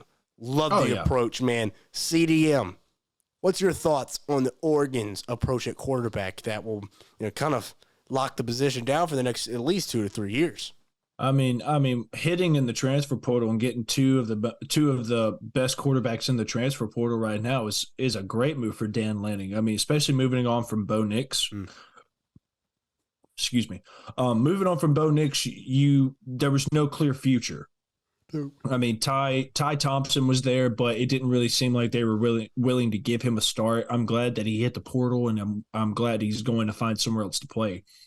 But getting Dylan Gabriel in his last year of college football was such a big pickup because, I mean, that's that man with experience. He was a Heisman favorite going into this season. He fell off for sure. I mean, Oklahoma fell off in general, but Dylan Gabriel going to Oregon and with the way their offense is so explosive with Bo Nix, I feel like they can take a step up with Dylan Gabriel because he is more of a runner than Bo Nix used to be. Bo Nix was a runner in Auburn, went to Oregon, just became that pocket passer type of person. Able to use his legs when he wants to, but Dylan Gabriel brings a whole different vibe to the table when it comes to maneuvering in the pocket, being a dual threat quarterback with arm talent for sure. And then after he leaves, you have Dante Moore, who originally committed to Oregon, but then committed to UCLA. UCLA didn't work out. And now that he's finally committed to Oregon, they're set, man. I think that UCLA didn't really surround Moore with enough talent than he was capable of, not enough talent to really show his progression as a player. Oregon will do that. Dan Lanning will make sure that his quarterback is going to have elite level talent around him. And I think it's a great pickup for both. I think it's a great pickup for Oregon. I think it's going to set, as you said, it's going to set them in the future. It's going to set them well for in the future when it comes to especially joining the Big Ten. It's going to be elite quarterback play over there. So setting them up for the next 2 or 3 years with these two quarterbacks is going to be insane. And it's going to give them a chance to make a run in that conference for sure. It's going to give them a chance to make a run for that conference and make a run for the 12-man playoff next year. So I like it a lot. Yeah, I mean, it's such an interesting approach that we've never really seen before, which, I mean, obviously the new transfer portal, it's different now. You can get players so much easier now. And, it's rare you see a guy, I mean, especially a guy like Dante Moore, so much hype, 5-star, everyone's talking about how he's going to be the next guy. And, for him to be willing to kind of take a second year to be, the backup quarterback for a team, I mean, it's pretty cool. I know it shows where the dedication is, yes, for sure. Yes, and he did play some ball this year, which, great. He needed the experience, and it ended up, the Garber kid out there at UCLA kind of took the job, playing amazing football at the end of the season for the Bruins. But, that shows maturity in Dante Moore, and I respect that he's saying, all right, I'm going to sit behind one of the best quarterbacks in the country. This guy was up for the Heisman at one point this season. People talked about how this guy could win the Heisman. He beats Texas, a team that's in the playoffs. So I think he's taking that approach, saying, "All right, I can learn from this guy." And I love that. And I know it's about Oregon, but for me, I love what I'm seeing from Dante Moore. This is a mature move. This is a move that it's not just a move for him to learn. This is a move that the NFL, I promise you, the scouts will see that, especially if Dante Moore becomes a good player. They will remember this, saying, hey, he was willing to sit back and, learn. And obviously, it's also an opportunity. You're going to be the guy there in Oregon. Oregon's going to be good. They're going to have skill players, but it's also like, hey, this kid's he's been mature for a while now. So I love it for Dante. For Oregon, I love the approach. Like I said, we don't really see this ever. So, kind of just stacking up at quarterback, saying, all right, that's one position we don't have to worry about right now. That position's handled. Now let's go fill these other positions that we're losing players at, So I love it. I love it. Oregon, what they're building there, give them another year, man. Next year might be their year. This year, a lot of people thought it was their year, and moving to the Big Ten, get better competition, get better resume. You never know. Hey, who's to say they couldn't win the Big Ten next year? I mean, they do have to go through a little gauntlet over there. I won't lie. They do have to play Ohio State, which is going to be a fun game to watch. Yeah, they got a gauntlet, man. They got a gauntlet. They've got a squad that they have to. They've got a couple of teams that they got to go through, man. It's insane. Yeah, so I'm so intrigued about what can happen next year. We will obviously keep an eye on it. Respect Oregon, respect Dante Moore, and hey Dylan. Hey, Dylan Gabriel, let's go win a Heisman, man. Why not? He needs to. Oh my gosh, he should have won. He should have been a finalist this year. If he just didn't decide to forget how to play football after playing Texas, man. I mean, and it wasn't all him; it was the team too. But it was a little weird. Just kind of lost that edge, that fire. I don't know what it was, but yeah. Let's talk about one of these teams. You already listed them off. The number 2 team in those portal rankings. Those. Colorado. Prime time, baby. Back in the portal. Back in his pocket, man. I'm telling you. But this year, I feel like it's different for the portal. As I said about Lane Kiffin going into Ole Miss with other players from other coaches, this year is different because he's already cleared house. Like we've already seen that he's cleared house at Colorado. This year, he'll be able to get more of his own players to Colorado to make them a lot better than they were. Yes, it was a disappointing season going 4-8. Not the way you wanted it to be, but at the end of the day, it was the first year. This was stepping stones. This was baby steps going into this, and nobody expected Colorado to go play for a national championship. I expected at least a bowl game appearance in his first year, just because of all the hype. But they hit a rough patch. Their conference was pretty hard this year, but also they did choke some games away that they shouldn't have lost. But he's back in his bag for sure, especially in the transfer portal where he's hit in the offensive line direction, finally getting his son Shedeur Sanders some protection. And that's I think that's exactly what they needed. Besides on the defensive side of the ball, they really needed to get an offensive line around Shedeur and be able to protect him. But as I said about Lane Kiffin, I'll say the same thing about Primetime. Who would not want to go play for Deion Sanders, the most swaggiest coach and one of the most vocal coaches in college football? I mean, they have a lot of players. I mean, here I'll list them off for you. We got offensive lineman, linebacker, safety, defensive lineman, interior offensive lineman, wide receiver, edge rusher, wide receiver, defensive lineman, quarterback, wide receiver, interior offensive lineman, tight end, quarterback, another quarterback. Look at that. Another offensive lineman. So as you could see, they've hit in some areas that they really need to be hitting in. I don't really think quarterback's one of the worst things that you need to be looking at right now. Since Shedeur is probably leaving next year for the draft, offensive line and defense were the 2 main subjects that you needed to hit on for Colorado. And I think he's doing a great job. Plus, they just got a 5-star offensive lineman from IMG Academy who committed to him. He hasn't signed his letter yet, but he will for sure. But I love that Deion Sanders is finally going back to the portal and being where he is. And that's his spot right there. The portal is his spot because that's where he puts on the magic. That's where he's able to go see recruits during the season, being able to tell him what his culture is going to be about, what he expects from him as well. So I'm happy to see Colorado be up there. And plus they have the 103rd recruiting class as well. It's not the best, but it's better than what they used to be down in the 200-300s for sure. But respect to Colorado, respect to Deion Sanders getting out there and showing people what his standard is going to be for Colorado, and being able to get the players that he needs to protect his son and make his team a lot better as well.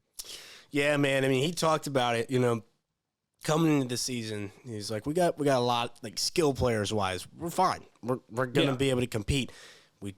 We don't have the beef yet. We don't have the big guys. We don't have the trenches handled, and that's what wins football games. As much as what people want to say, we talk about these legendary teams. The LSU 2019, 2020, Alabama.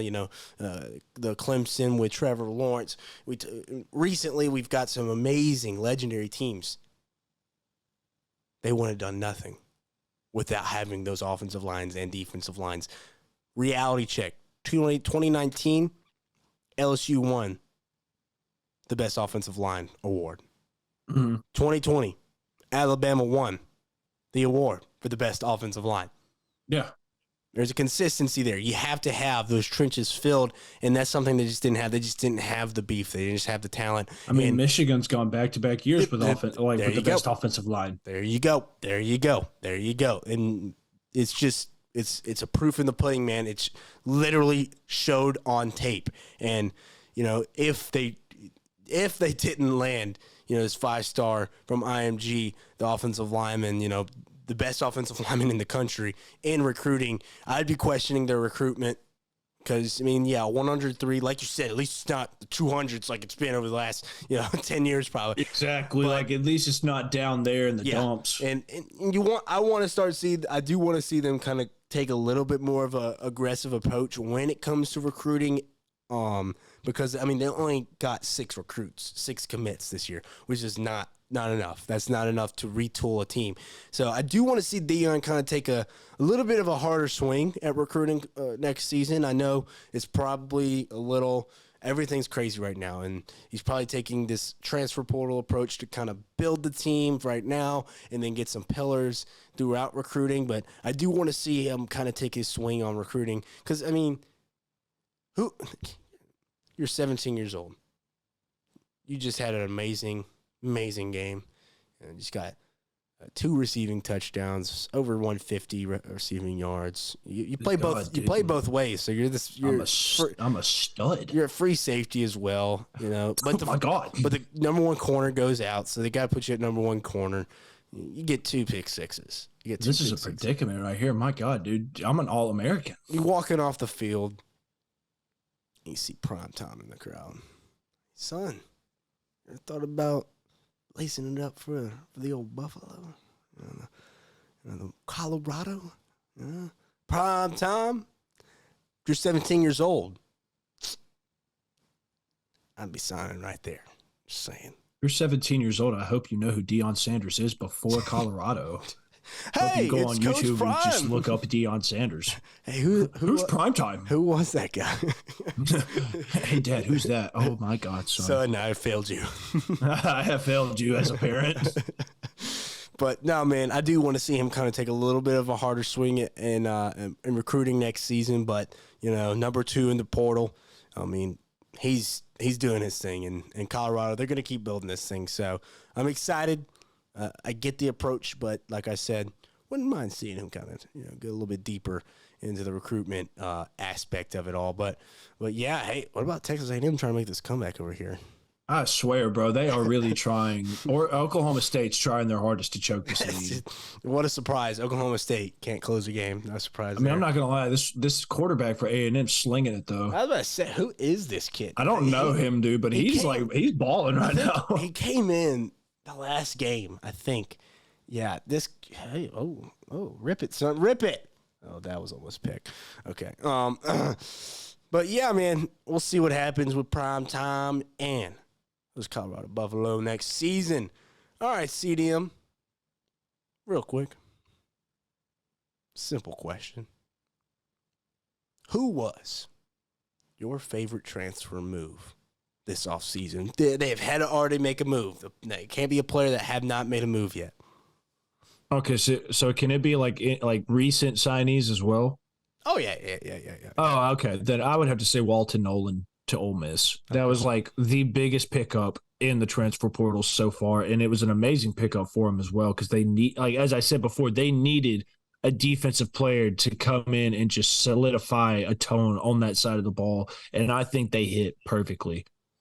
Yeah, that one is, that's such a massive mood.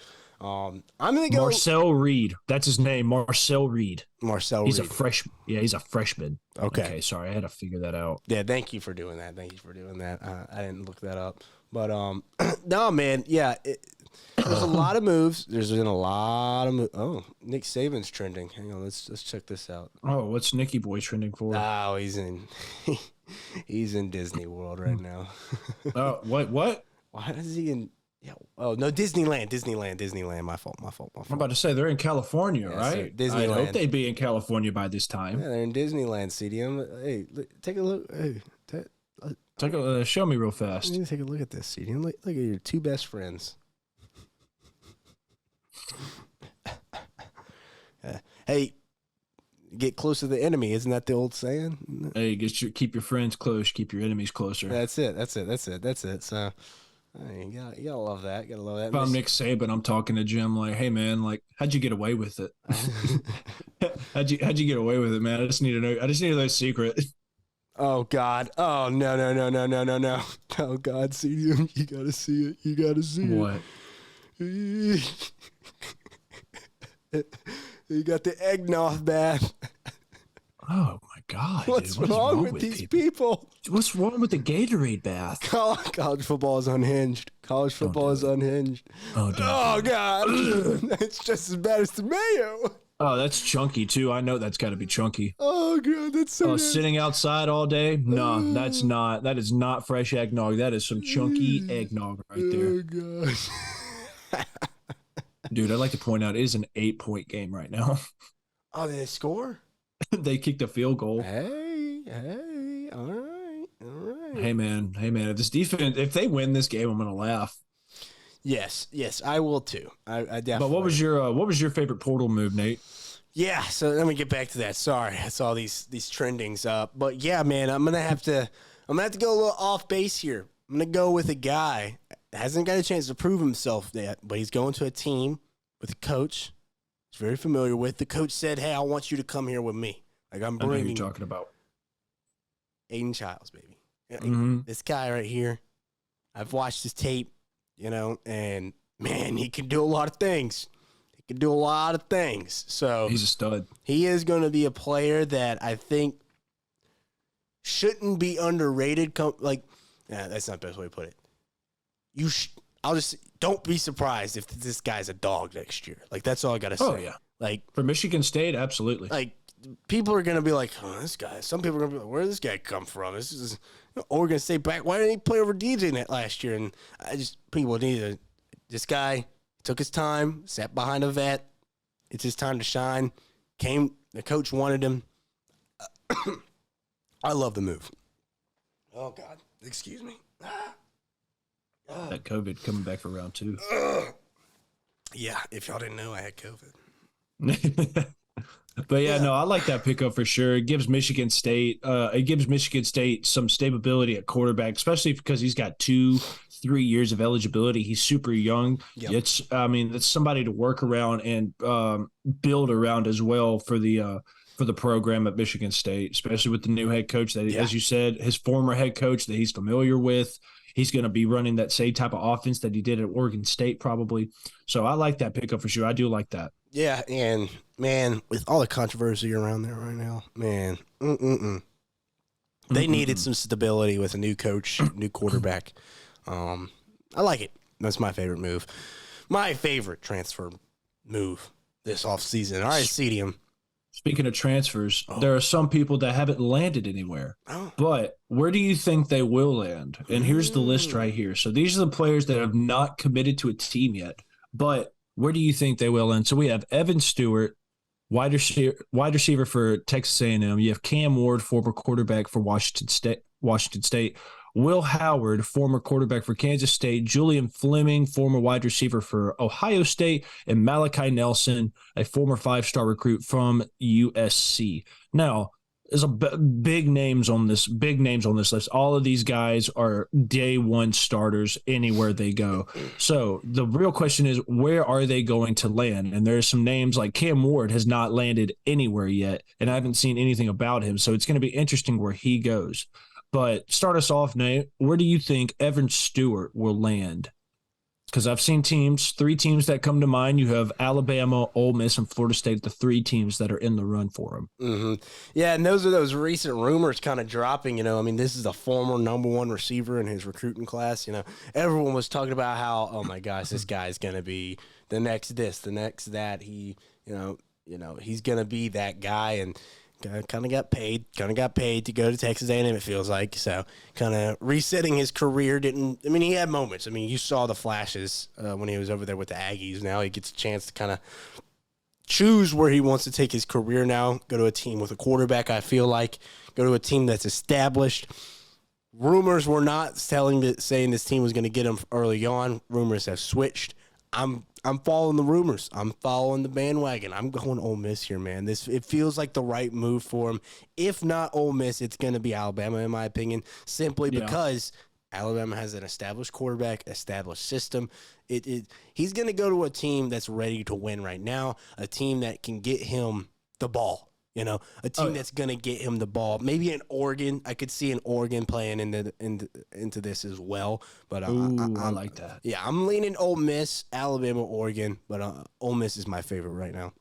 I got you. Yeah, I'm gonna have to go opposite of that. I think he lands up at Bama. Even though you did tell me that we were out of the race, I know you don't believe that either. I still think we're in the race for him for sure. But Ole Miss and Alabama should be at the top of his list, just because those are two head coaches that have got the culture at their schools. I mean, you could either go play for Nick Saban, who is the GOAT at college, who's the GOAT college football coach, who's have experience putting out who puts out high prospects in the draft, wide receiver I think he would be a great addition to Alabama. And then Ole Miss, add more firepower around Jackson Dart and Lane Kiffin. Make it even more terrifying. But I think he ends up at Alabama. Then we go down to Cam Ward, former Washington State quarterback, enters the portal. Now, we have no say of where he's going. We have no idea who wants him, even though I know there's a lot of schools that do. We haven't gotten like a clear list of the schools that really want him. No crystal ball either, so. Yeah, no crystal ball on 24/7 either, but I think the team that he could go to that I would enjoy seeing him at, they just lost their quarterback to Mississippi State. They just had the number 3 recruiting class in this year. I think Miami would be an awesome spot for him to end up at. Be a Miami Hurricane, give Cristobal a quarterback that he's kind of used to having, a dual threat type of guy who can sling the ball downfield but also use his legs to pick up a first down. I feel like that would be a great pickup for Mario Cristobal and the Miami Hurricanes, to get somebody like that under center on the field, being able to spread the ball around like he does. And his freakish athleticism, dude, he is a freak athlete. Like he makes kind of like Lamar Jackson, Josh Allen type of plays, Patrick Mahomes type of plays, rolling out of the pocket, finding someone downfield. If it's not there, he's going to run for at least 25, 30 yards. Yeah. Yeah, I hear you there. I love that pick, by the way, and I kind of am in agreement there. There's a part it's hard of me, not to. It kind of gives like the good vibe to it. It's perfect because Miami's in desperate need of a quarterback and good quarterback play that held them back so much this year. And they had a good season. Like they were winning games. They were undefeated, and obviously we know what happened in one game that kind of derailed their season. But insane. That should have been my craziest moment right there. Yeah, that should have been. That one was a pretty crazy one. But that's what held him back all season, was just not even like Van Dyke wasn't horrible. It was just so inconsistent. He was the only thing he's consistent at was being mediocre. He never gave you flash, never gave you a chance to, if the play broke down, he's not going to give you a chance, and that's what it feels like they need. Cam Ward can't bring that, and I love the Miami pick here. I think another team is going to be in the play here is obviously Florida State, losing a Jordan Travis, losing Rodenmaker. Yeah. Feels like they're going to be in the play for a quarterback here. They better be. They better be. Need to. They need to. So I think Florida State's in play here. Miami, I love Miami. My favorite though is going to be Florida State on this. I like that one for sure. I like that one. We're going into another quarterback, another big stud quarterback who's been playing college football feels like forever. Will Howard, former quarterback for Kansas State.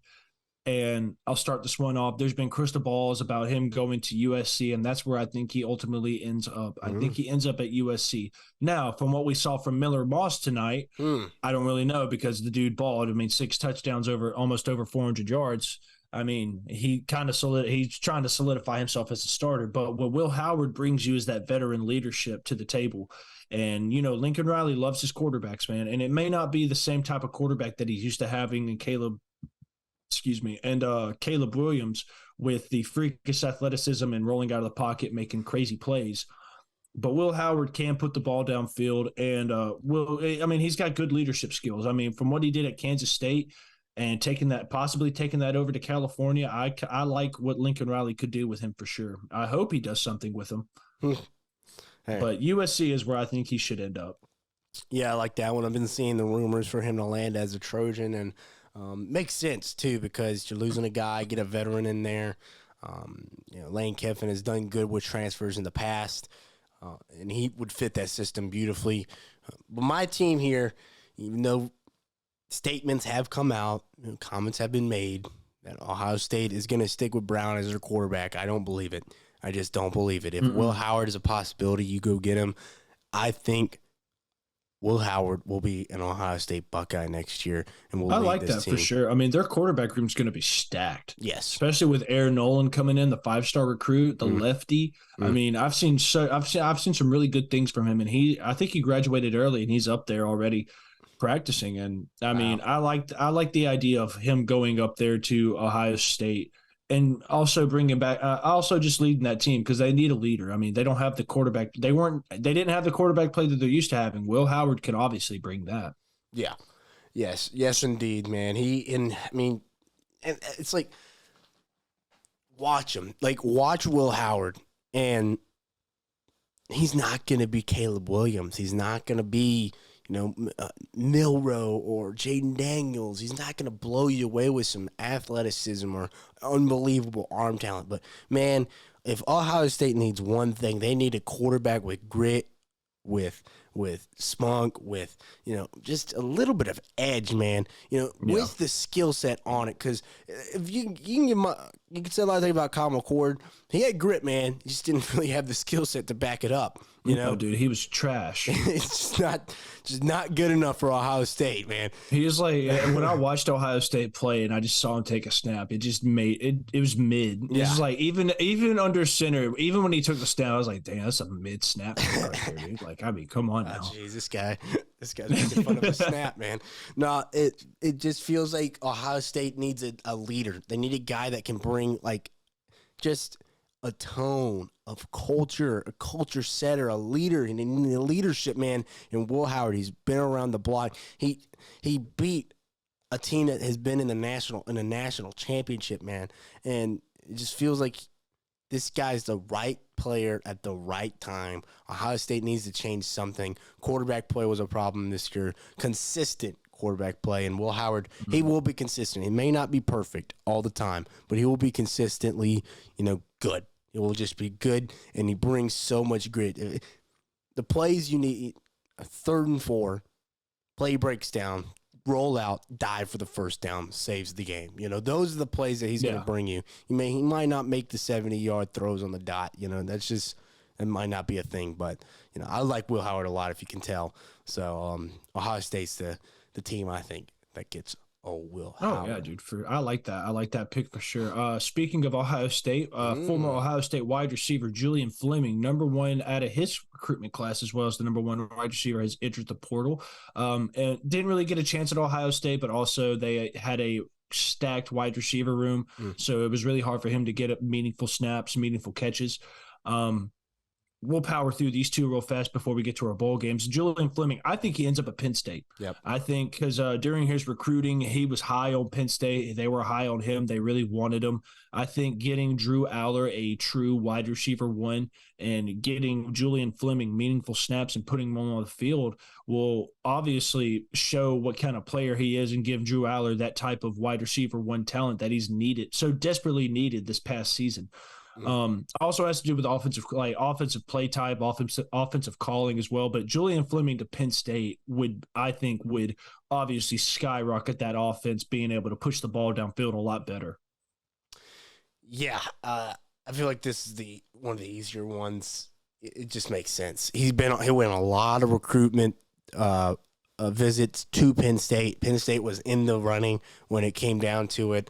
It makes sense. It just makes sense. And it makes obvious sense just because, I mean, they need somebody so bad. They Yes. need a true wide receiver one, and he has the talent. Yes. Obviously, we all know the talent that he has. He just never got a chance to fully show it. Yeah, exactly. And so now at Penn State, he'll definitely have the chance. He'll be the number one guy. That'll be Drew Aller's number one target, and that would, as I said before, a big pickup for the Indy Lions in that offense if they can land him. Yes, because, man, Fleming, like you said, he just didn't have his opportunity. Now he has an opportunity to show his skill set, his ability, and I'll tell you, if he has an opportunity, he's gonna bust on the scene. So, yeah, I agree. Penn State should be and will be the favorites to land the guy. Oh, I like that for sure. And then finally, where did they land the last person? Malachi Nelson, former 5-star, former USC Trojan quarterback, had to sit behind Caleb Williams. We jumped over Corey Foreman. Oh God, is he on the list? Yeah. Oh, dude, Corey Foreman. Oh man, I didn't even see him on the list. Where could he go? He's still a talented defensive lineman. That's the thing. Ohio State. I think Ohio State or Michigan. Yep. I like that. That makes sense because you look at like his recruitment trail, right? And I'm going to be that guy. I'm going to be a little bit of a homer. LSU was in there, but after hearing freaking Brian Kelly talk about him, it's like, he's not going to get this guy. He doesn't even want to, it feels like. I want to say LSU just because he went on a lot of visits. It felt like it was really close at the end when it came to Corey Foreman. But the guy that was recruiting him was Ed Orgeron, not Brian Kelly. So yeah, everybody wanted to. Yeah, that's another coach you want to go play for. You would love to go pay for Coach O. Yeah, but people do forget. This guy was a Clemson commit. Oh yeah, he was a Clemson commit. People forget. So if you're asking me, hey, let's run it back, Dabo. Give me a chance over there. So I mean, I would not argue against it for sure. Even though another one that Dabo doesn't love transfers, even though he does not hit in the portal at all. But another guy that I forgot to mention, former USC cornerback. Where's he at right here? Man, where's he at? I just told you his name as well. Domani Jackson. Yeah. Jackson, Domani Jackson. His two schools came down to Michigan and Alabama. So I think whatever happens after the Rose Bowl is where I think he could possibly commit, because those are the two teams those are his two final teams that he's picked to. The Rose Bowl determines on where he goes to play college football next year for sure. I agree. But Malachi Nelson, yes, let's get back to him to end the where do they land. Malachi Nelson, I think he goes to Oklahoma. Oklahoma was the spot when Lincoln Riley was there. He was going to commit to Oklahoma before Lincoln Riley left, and then he followed Lincoln Riley. Now that he's leaving USC, I think Oklahoma is the destination for him, especially after losing Dylan Gabriel. I know Jackson Arnold is there now, another former 5-star recruit, but Malachi Nelson is, I think, another version. Oh my gosh, he missed it. Oh my gosh, he missed it. Oh my goodness. Oh my gosh, he missed it. But yeah, I think Malachi Nelson going to Oklahoma, since Dylan Gabriel left, he's he's another Caleb Williams type player, especially with crazy arm talent and stupid arm strength as well. He could sling the ball downfield. But I like Oklahoma and Brent Venable trying to land this kid in the transfer portal. Yeah, when I was looking back at his recruitment trail, a lot of Oklahoma visits. So it makes sense. That would be the favorite for me too. And I was kind of curious. All right, which teams would be interested? Who's rumored here? There was some, let's just say, some interesting teams on some of these lists I was looking at. I'm trying to pull up the one I had just a second ago. Oh my gosh! They have a chance. They legit have a chance. Spike that ball. Spiked it. All right, 5 seconds. I'll give y'all some commentary here. Hold up. I'm not there yet. All right, here though. Hear me out here, CDM. Okay.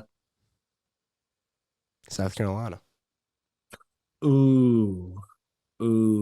I like it, but I also don't like it just because they do not get crazy talent on the offensive side. You know what I mean? It's fair. It's fair. I saw South Carolina. I thought about it, and I was like, well, maybe. Hey, you're ahead of me as well in this game. I paused it. Okay. Did they just? Good. What's your play clock at? 15. Just a second. Where you at now?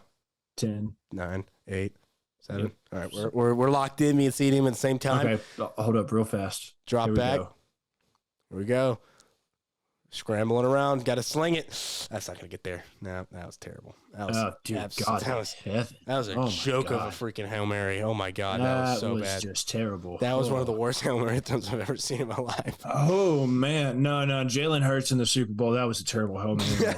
Yeah, that was a freaking laser, bro. There was no chance that was gonna get. Yeah, that was no arch whatsoever. There was only like one guy down there. He mossed 4 other guys. Give that man the biggest NIL bag ever. Yeah, literally, bro, literally. But yeah, Malachi Nelson, fun one, South Carolina, obvious one, Oklahoma for me. I like that for sure. But that'll wrap up where do they land. Now we get into the nitty-gritty, what ends off College Kings tonight. The bowl game picks, and we have a lot of bowl games to pick from. Yes, we do. How about you get that? Yeah, there we go. The beautiful predictions right there. Look at that. A lot of football games, man. This is the last college football games we'll see until next year. Yes, indeed. But we're gonna do, as Nate said, we're gonna do some rapid fire. So Nate, fire it off, brother. Yes, sir. Let's get right into this one, man. We're going to start with Arizona versus Oklahoma. A very intriguing matchup. Obviously, Oklahoma without their quarterback. Arizona's quarterback has, just exploded on the scene as this season has gone on. So what happens in this one? We got a 2.5 point favorite for Arizona, 59.5 over under money line, obviously on Arizona here. I'm going to lean Arizona here, man. It's just, I love their team. It's hard not to root for them. Oklahoma without their quarterback. Obviously that's the biggest opt out in this game. CDM, what you thinking here? I'm taking Arizona. I'm taking the Wildcats, man. I mean, they were the best 9-3 team, the best 3-loss team this season, and they proved it after that USC game. They balled out. I mean, they showed that the Big 12 next year is going to be in some big trouble. So I'm taking the Arizona Wildcats in this one. All right, yes, sir. All right, let's move on to SMU facing Boston College. No major opt outs in this one. SMU is a 10-point favorite, 47.5 over and under. And obviously, heavy money line here with that 10-point spread. SMU's way. CDM, who you got? I'm taking SMU. Taking the Mustangs in this one. Yeah, me too. All day. 10 points. It's opened up at 9.5. It's just going that way. SMU ended the season very well. They're ranked. So yeah, give me the Mustangs here. All right, Rutgers facing off against Miami. Obviously, Miami has lost their quarterback in Van Dyke, so they will not have him in the game. There's some other major players here. We got the backup is also injured at quarterback for Miami. Wide receiver Colby Young and edge, I'm not going to say that, Corey Flagg, he's very good. And then defensive tackle Leonard Taylor. Rutgers is out an offensive lineman and cornerback Max Melton. He is second in pass deflections and leader in interceptions for that Rutgers defense. Nice. I'll start us off here. Rutgers is that 2.5 point favorite, like I said, 41.5 over under money line, slightly in Rutgers' way. Hearing that Miami might not have their, obviously not first string and probably not their backup with him being injured, I'm going to lean here on Rutgers to get the dub.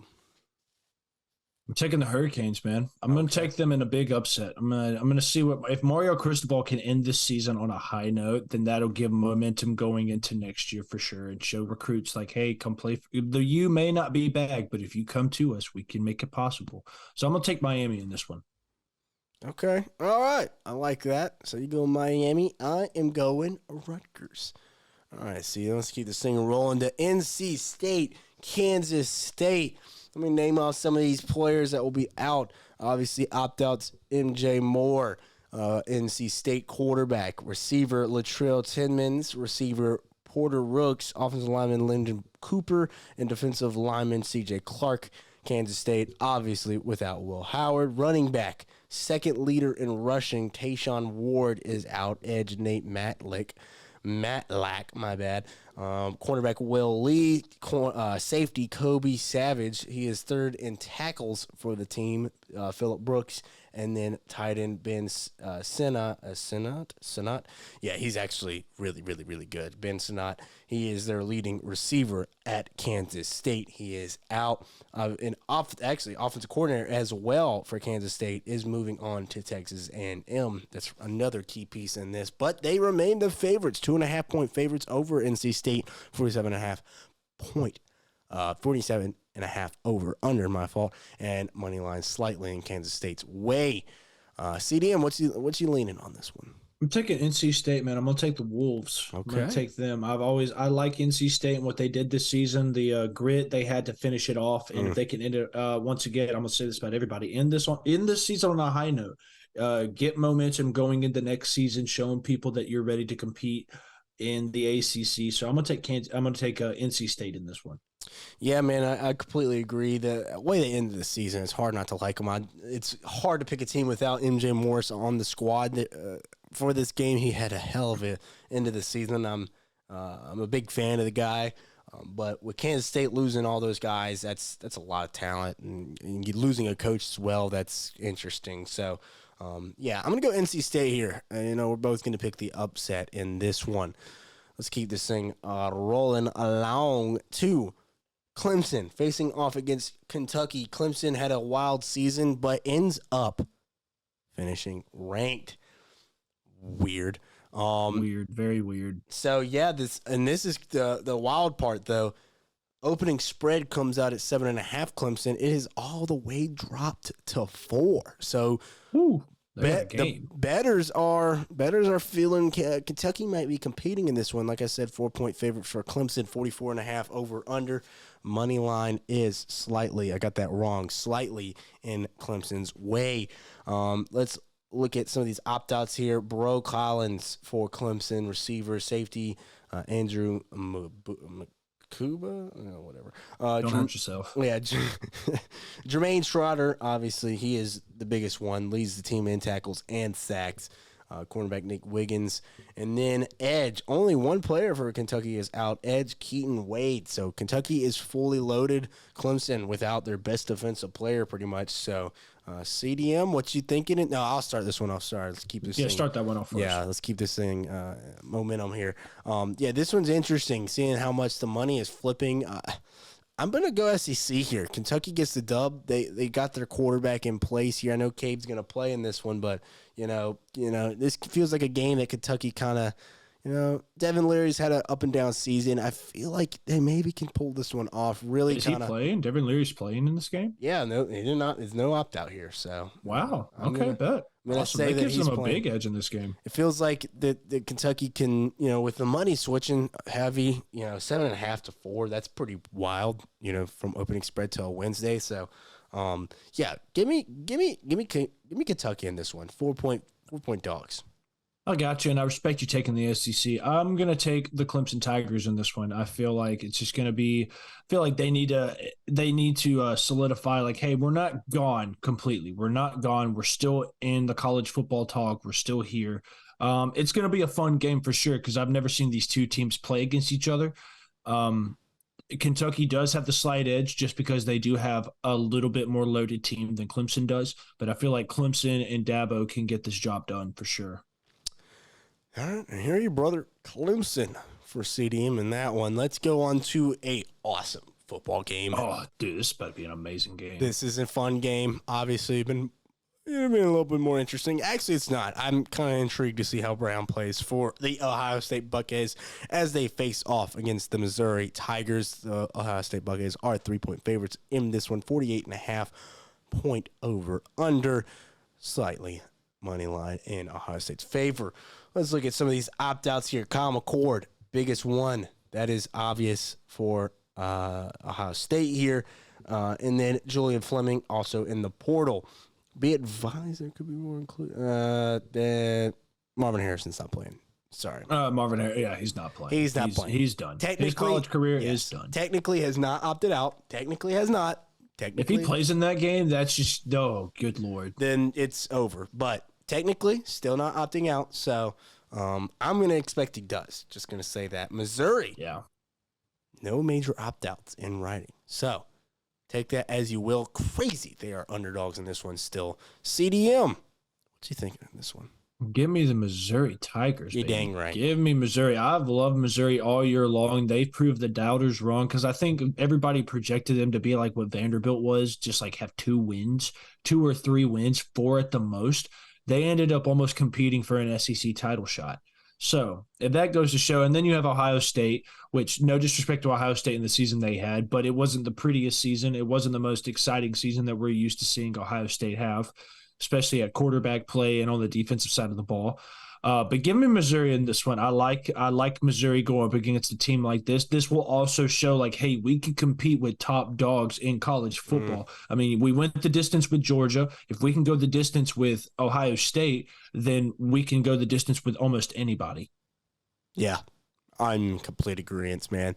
Missouri is underdogs just kind of crazy in this one with the And Brady opt-outs. Cook is awesome. I good. love Brady Cook. He is good. And Missouri, they're impossible not to root for. Yeah, give me Missouri. Like, come on. Yes, sir. No major opt-outs. Like, honestly, feels like that is an obvious pick to me, personally. I know Ohio State's got some dogs, but I don't. I know we're not doing score predictions, but just give me your score prediction for this game. 48.5. Let me, I'm going to give me Missouri here, 27-23. You want to know what I said? What? I said Missouri 45-28. Holy crap. Oh, my God. Laying the smack down. Okay. All right, CM. Yeah, no. Just wait. I'm going to tell you my score prediction for next one, and I won't say anymore. It's insane. But, yeah, go on to the next one real fast. Okay, let's move on to Oregon State facing off against Notre Dame. Notre Dame is a 6-point favorite in this one, 41.5 point over under. So I think a little bit of a defensive battle here. 2 amazing defenses are facing off in this one, obviously. So let's look at some of these major opt-outs. So, all right, buckle up. Just buckle up. All right, so opt-outs. DJ Uiagalelei, tight end Jack Wheeler, linebacker. Oh my gosh, I'm not even gonna try his middle / It's a last name like David Morris, so I'm not gonna try this, Carson. Well, Morris is my last Carson name. David. I'm sorry, I meant to say Carson David. Jesus, I'm your best friend. I couldn't get that right. It's flip flopped. I meant to say it's like Yeah. I understand what you mean. Yeah, I'm gonna skip the first name in his last name. So Easton Arnold. There's a middle name in there that, or whatever, you get what I'm saying. Alakai Arnold. By the way, that guy is the leading tackler for Oregon State. Alakai Arnold, second leading tackler, is out. Kicker is out. Golly, these kids. Dang, even the kicker's out. Atkiss Sampington, that's the kicker. Anthony Gold, 718 receiving yards this season. And then right tackle to Talise Fuanga. Jesus, these names. Notre Dame is even crazier. Quarterback Sam Hartman. Running back Estime. Obviously, everyone knows Estime, absolute dog, leading rusher. Receivers, Chris Tyree, Rico Flores, and Tobias Merriweather. Those are their top 3 receivers. And they're all gone. They're all gone. My score prediction seems kind of ridiculous, Okay. but also I'm confident. Just hold on. There's more? Tight end Mitchell Evans, the leading in receiving yards on this team. Tight end Holden Stays, center Zeke Collins, edge Nana Osala Mensah, jeez, linebacker Marist Lufai, obviously offensive tackle Joe Alt, massive player. Yeah, massive. Offensive tackle Blake Fisher, and then cornerback Cam Hart.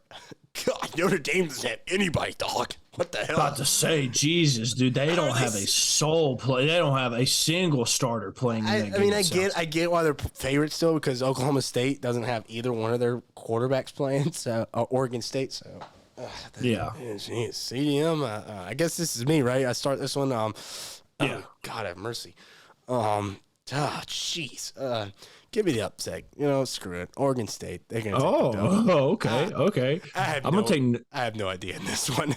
I'm taking Notre Dame, but before you read that list to me, I did not know that was their many players out. I had my score prediction being 55-31. Oh my God, Carson. Jesus. Hey, man, I had them dominate. I mean, Oregon State doesn't have anybody throwing the ball that I know. So, I mean, why not? If Notre Dame 55-31, it's going to happen. Yeah, I'd probably, knowing all these players are out, it's going to be like some just absolute awful 13-12 game or something. It's going to be like 7-2. Someone gets a safety. Yeah. That's if that's the score, I'm gonna be really, really happy now. So, all right, let's keep this thing rolling. Memphis faces off against those Cyclones. Iowa State. Iowa State is 10.5-point favorites, 57.5 over under. Money line is obviously on Iowa State here. All right, this is more like it here. Memphis only out their right guard Davion Carter and left tackle Macklin Pounders. Iowa State is down. Okay, they're down their top two rushers, Eli Sanders and Cartavius Norton. I'm doing great with these names. Yeah, you are. You're killing it, man. Honestly, crazy. Iowa State is 10.5-point favorites about their top two rushers here. CDM, you had to start us off here. What are you thinking? I got Iowa State. I got Iowa State winning this game. I feel like even though they are missing their top two rushers, they'll still be able to put the ball on the ground, still be able to get a grounded pound game going, and then just put the ball through the air as well. Plus, they also have a solid defense on the other side of the ball. So give me the Cyclones taking this game against the Tigers. I hear you there, brother. I hear you. Yeah, this one, another absolute barn burner. I just cannot wait to watch, right? That just looks like a game that you would turn on and then just take a nap while you watch it. Yeah, that's the best way I would put it, too. And then you wake up and it's just going to end up being like 35-31. You're just like, wow, what did I miss? Oh, man, I missed so much. Jeez. Man, I'm gonna go. Screw it. I'm going Memphis here. Give me the Take the Tigers, man. 10.5-point favorites here. Let's go. They're 9-3 this year. They've had a good year. Iowa State, they've had a good season too. Like I've got good players. I mean, not a great season, but yeah. Screw it. Give me the Tigers here. Memphis. Let's go. I need to make a run on you anyways. Make some different picks. All right, let's move on. Ole Miss facing Penn State. An amazing matchup here. In the Peach Bowl, man. Massive. And it's Lane Kiffin's bread and butter in Atlanta. Yes, indeed. Let's look. They got some. Yeah, we got some pretty big opt-outs here. We'll start with Penn State here. Theo Johnson, tight end, left tackle. You know the guy's name. He's an absolute monster. Yeah, Theo Johnson's out. He opted out. Yep, opted out. Oh wow, that's a big loss on that offense.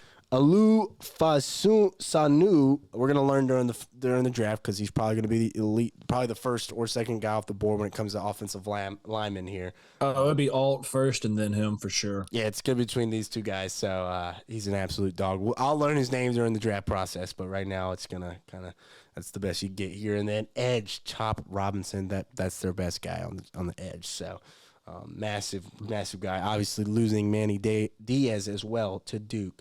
And then Ole Miss, only guy out is their defensive end, Cedric Johnson. He's a good player. So, this is start this one off. This is me. All right. So dang, did I get that right? Ole Miss, really the underdogs here? Let me make sure. Yeah, I was right. Just making sure. Ole Miss, underdogs. Give me Ole Miss here, man. Give me Ole Miss. Penn State. It's hard to pick in this game, dude. This is a tough game to pick here. Both have had good seasons, losing 2 games they couldn't really lose, but, trajectory to next season's looking nice. Got 2 quarterbacks coming back, so, and could be guys to kind of keep an eye on next year when it comes to award chasing. So, yeah, give me Ole Miss. Why not? I got you. Taking the Rebels. Well, I'm going to take we are Penn State taking the Nittany Lions in this one, babe. It was so hard for me to pick between this because you have a stellar offense versus a stellar defense, and then you have a mid offense versus a mid defense. So it's going to be it's going to be a fantastic game to watch. But give me the Lions, give me the Nittany Lions taking it over Lane Kiffin and the Ole Miss Rebels. All right, I hear that. Let's keep this thing rolling to the Music City Bowl. Auburn facing off against Maryland here. Auburn is a 7-point favorite here. It opened up at 2-point favorites, and now it's just swinging crazy to Auburn here. And the reason for that is Auburn has no significant opt-outs while Maryland is losing their quarterback, Talia Tagovailoa, who is trying to find another year with the NCAA. Yeah, even though he has no years of eligibility left. Good luck, brother. Good luck. Yeah, NCAA is trying gonna to find that. Just go into the draft, get drafted by the Dolphins, come sit behind your brother. I like that. I like that too. I like it a lot. Cornerback Tahib Steele, their interception leader, tight end Corey Dutches, and then linebacker Jay-Sean Barham. So, CDM, who are you picking in this one? I'm actually going to take Auburn in this game. Yeah, I don't feel like Maryland's going to be able to stop Oregon's rush game because, they can run the ball. They can run the ball really well, especially with their quarterback situation. They put in multiple quarterbacks who could do multiple different things. They can all run, I'll tell you that, but some of them can also pass a little bit better than each other. Mm-hmm. Maryland losing Talia was not the best thing to happen. So give me Auburn in this one, but in a close game. Give me Auburn in a close game. See, and this is one of those opt-outs that kind of makes me mad. Like, why? Yeah, especially since you have no years left, man. I mean, I think he just needs to go into the draft. Yeah, I would have played for my team. Last chance to play as a Maryland Terp, and I know that's a big deal out there. Like they got a lot of pride out there on that team. So, Auburn taking them big time, opt-outs for the Terps. So, yeah, give me the Tigers in this one. All right, let's move on to the national championship game here. I can't wait for you to read this list of opt-outs. Georgia is facing off against the snubbed Florida State Seminoles. I'm just pouring fuel on that fire, baby. Pour it on there. Pour it on. All right, let's... It's so many opt-outs, bro. It's stupid. They didn't even put all of them on here. Yeah, I bet they didn't. They just put the big ones. So let's look at some of these players that will not be playing in this game. Let's start with Georgia here.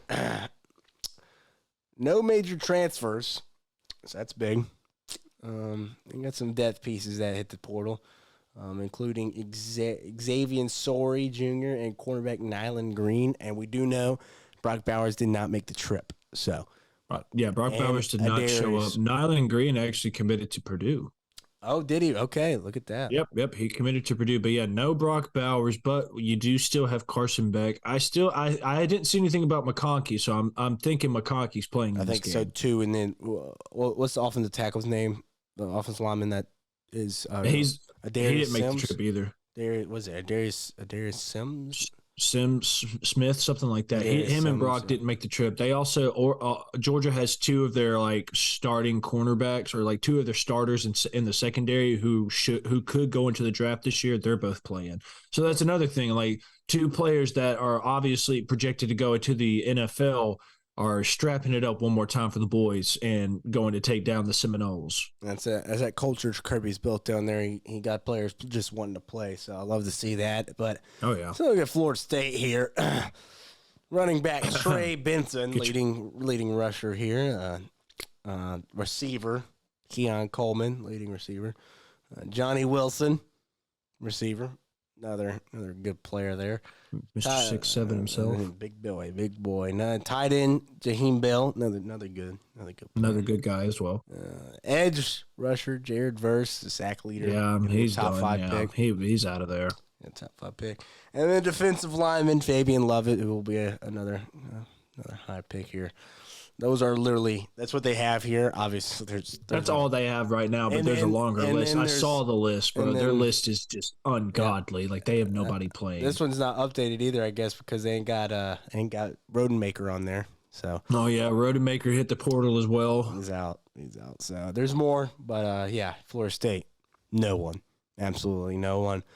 Money line, the spread started at 14.5. It has jumped all the way up to 19. It's probably actually jumped since we started this pod. Is this one me? This one I start this one? This one's you, sir. Start Yeah, us off. Who you start this. got? You got the Georgia Bulldogs or the Florida State Seminoles. Yeah, this way. This should be super easy. Super easy pick.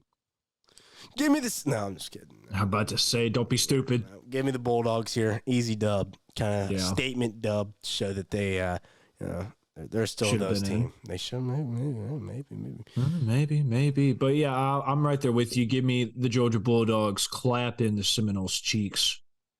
Yeah, because it's gonna be bad. Yeah, it's gonna be bad. I'm actually looking right now to see if this spread has changed any here.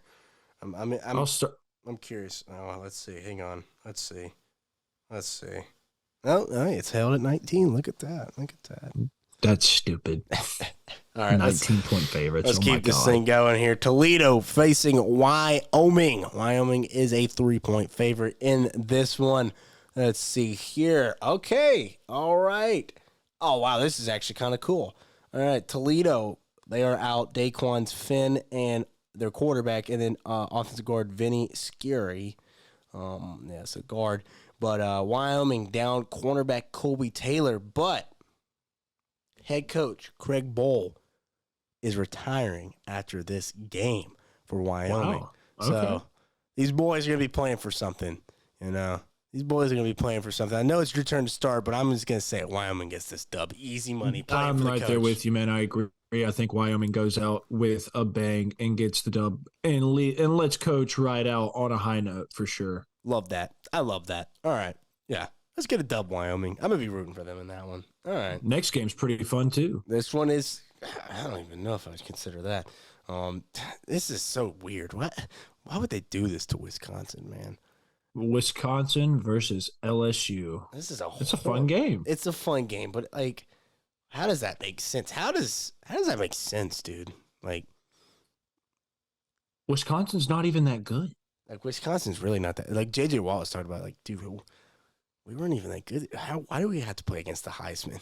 And yeah, why? I mean, even though he's not playing, just like, why? Yeah, so thankfully for them, they don't have to play against the Heisman. But old Nuss coming in for Jaden Daniels will be playing for LSU. Brian Thomas Jr. and Malik Neighbors are both playing in this game, too. Yes, indeed. So that kind of leads us into this. The opt-outs in this one, LSU's only major opt-out is Jaden Daniels himself. Wisconsin is without. All right. Braylon Allen, that's a big one. That's a big loss. Yeah, like their entire offense. Receiver Chamiki Dyke, what a name. Receiver Skylar Bell, offensive lineman Trey Wedig. Linebacker Jordan Tyner, center Taynor, Bortellini, cornerback Jason Maitre. So, Wisconsin out a lot of players. LSU not out a lot of players. This one is me. So give me the Tigers. Go Tigers. We're gonna finish this one on a high note. We're gonna get this dub, man. We're going to the next season feeling good. We're finished 13 this season. One little ranking out of that top 12. So we're right on the outside. Right on the outside. So I agree with you on that. I think since LSU has their playmakers still in Malik Neighbors and Brian Thomas, you have people. Nuss has people to throw the ball to and get the ball downfield easily, and that's what I mean. Those two players, besides Jaden Daniels, make that offense so explosive. So yeah, give me the LSU Tigers beating the Wisconsin Badgers. All right, brother. Let's keep this thing rolling now. Iowa is facing off against the Tennessee Volunteers. 6-point favorites are the Volunteers. Just coming out, I know we saw quarterback change. Joe Milton opting out, getting ready for the draft.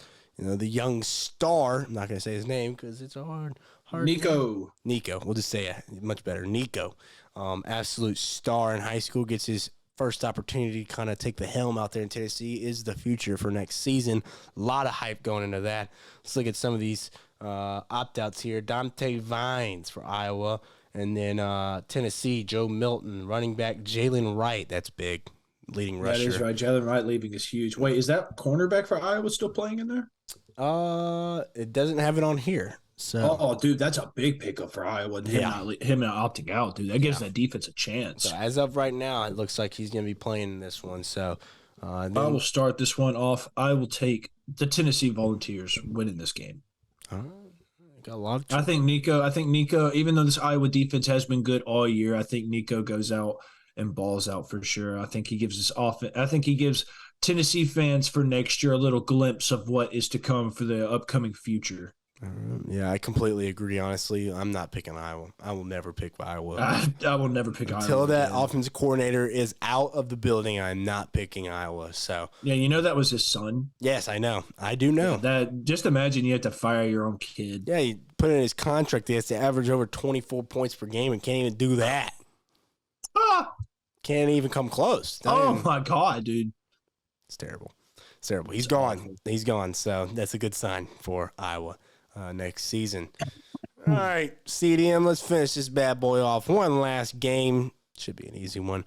Oregon facing off against the non-Power 5 champ in the Liberty Flames. 1 year removed. I mean, they literally just last year, Freeze was their coach no longer, and they go and have a hell of a season. So, Yeah, they're undefeated. yes. But 16.5 point underdogs. 16 And Bo Nix is playing in this game. and Bo Nix is playing in this game.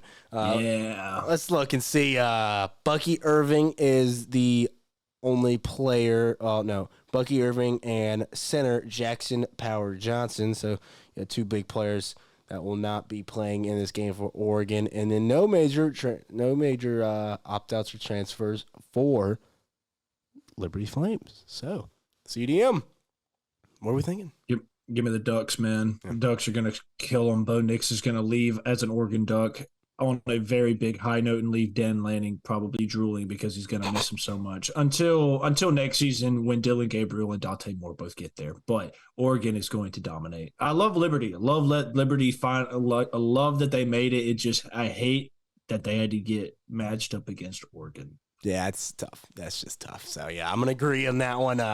As much as I would love to see a repeat last year with Tulane, pulling off the upset's not going to happen. Oregon, Bo Nix, they're going to get the job done and send Bo Nix off, on a high note. Hell of a college career, long-ass college career. But,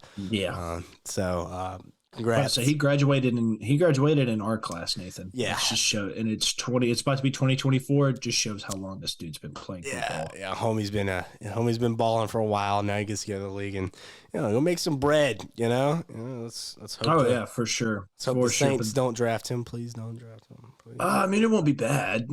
Pretty bad.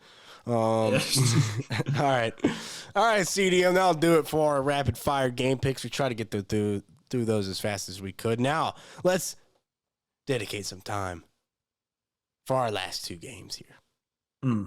The biggest games of the season. Yes, indeed. And we're going to start off with your Alabama Crimson Tide facing off against the Michigan Wolverines in the Rose Bowl. Alabama is currently a 1.5 point underdog, 44.5.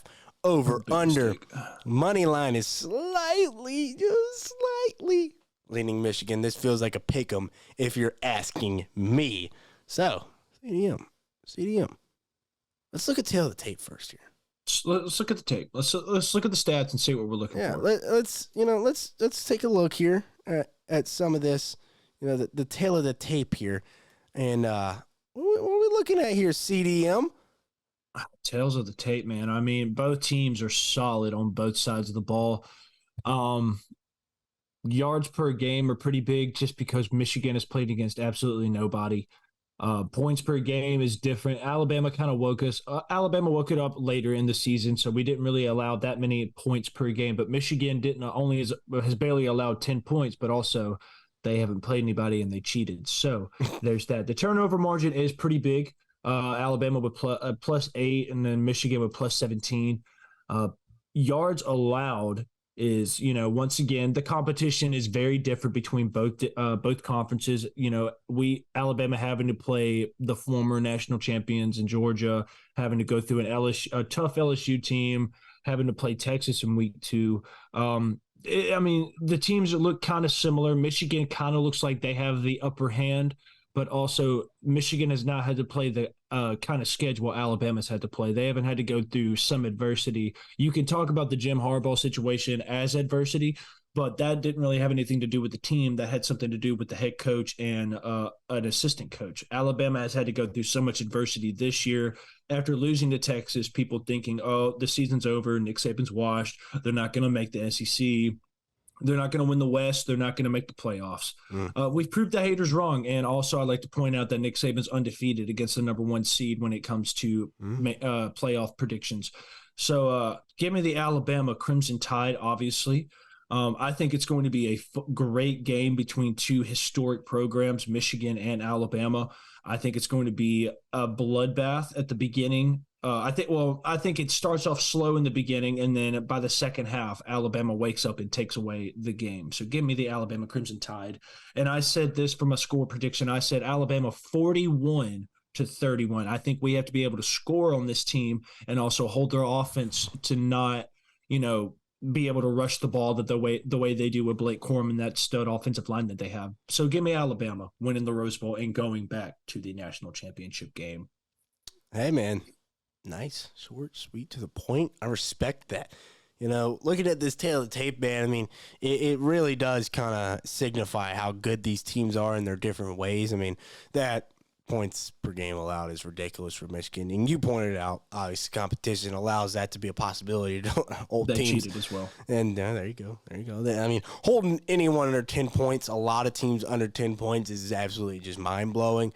But, with Alabama, when I was looking at these stats, I was like, oh, Alabama's middle of the pack, and pretty much all of these, kind of just very level, just where they're at. And for me, it's kind of it shows what they've done this season, because the big thing this season was, this team's, they're not good this year, blah, blah, blah. We've heard it 1,000 times. They're not going to be able to win. They're not going to be able to do this and that. And, and slowly this season, they just, after losing to Texas, and no one was, it was slowly just getting better and better and better. Offense looking better. Defensive players are coming out. The superstars are showing their faces. It's just slowly this season, they have shown a lot of growth throughout the year. And I can tell you this,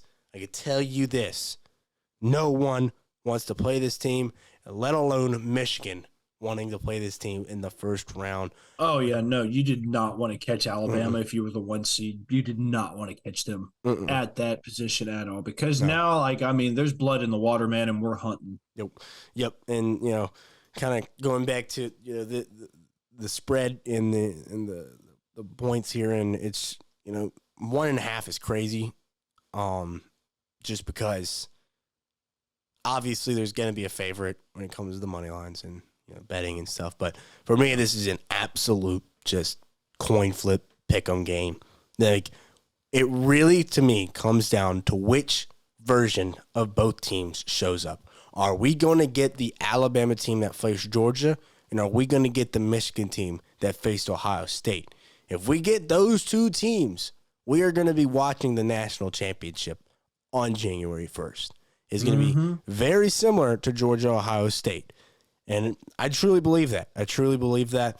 What Jalen Milroe has done this season is nothing short of unbelievable. A miracle. I mean, a miracle. I'll say it for you right now as the Alabama fan. It has been. I've told everybody, if Jalen Milroe wins a national championship this year, I'm going to legit cry. I'm going to ball tears, because not a single soul at the beginning of the season believed in this kid. Now we ride with 4. Hey, I respect it, man. And I said it all year, even though there's been moments where it's easy to critique the guy. He was always the guy for Alabama. If Alabama was going to win some games and make a playoff push, it was because of this guy. We saw it last year. We saw the flashes with his athleticism. We saw the flashes with his arm. He has crazy arm talent. It's about honing it in, not making the dumb decisions, and trusting his legs and trusting the system and not putting his team in bad situations. First things first with Michigan, they cannot get down in this game. Michigan cannot be playing comeback from in this game. That is just an impossible way to win this game. If Michigan wants to win, they got to get on Alabama early, or at least match blow for blow. You know, they got to at least, if Bama dishes out a punch, you got to punch back. You know, you cannot get down by more than 14 points in this game. 10 is you're already hitting fringe number for me. So, So for me, Michigan, there's a way to win this game for Michigan. And I'm not going to act like some master knowing exactly what it is, but I know you cannot get down against Alabama. Alabama smells blood in the water. It is over. They know how to kill. If you let us get a 14-point lead or a 10-point lead, it's done. Good luck. It's gonna be really hard to try and catch up with that team if they're on fire. Yes. Which I believe we're coming in there to. We're coming. I'll say it, we're coming in there to kick ass and take names, man. Yep. And that's what Alabama does. Nick Saban's gonna have this team ready. You're seeing the best coach face off against the second best coach, arguably, in college football. You can throw Kirby in there. I respect that. Jim Harbaugh is up there with these guys. So, I mean, it's a hell of a matchup. And like I said, I truly believe this is the national championship game. I am so freaking excited for it. When it comes to a score prediction for this game, this is like pulling hair, pulling teeth. I have no earthly idea. Exactly. But there has to be a prediction for this game.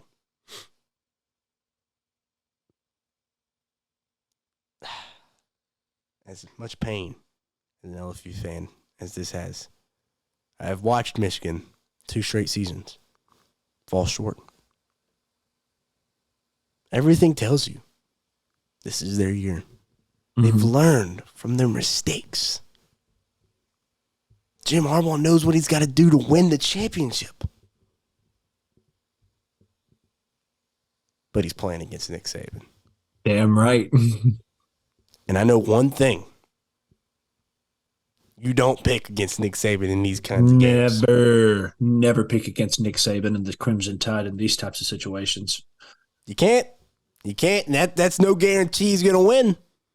But I know, as a bettor, especially underdog, you don't pick against Alabama. So, with that all being said,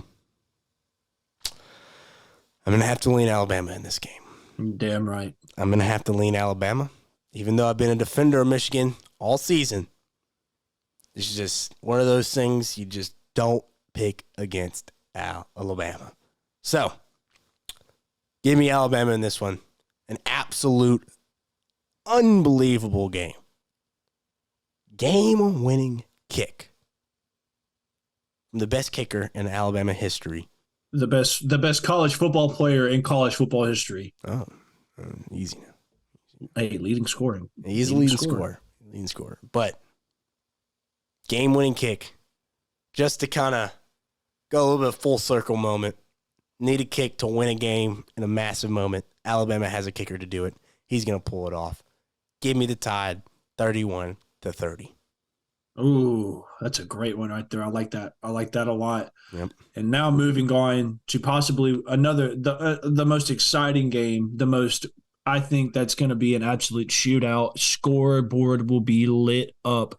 You have the Texas Longhorns taking on Nathan's favorite team since the beginning of the season, taking on the number 2 ranked Washington Huskies. Hey, let's take a look at this tail of the tape for these two teams as well, CDM.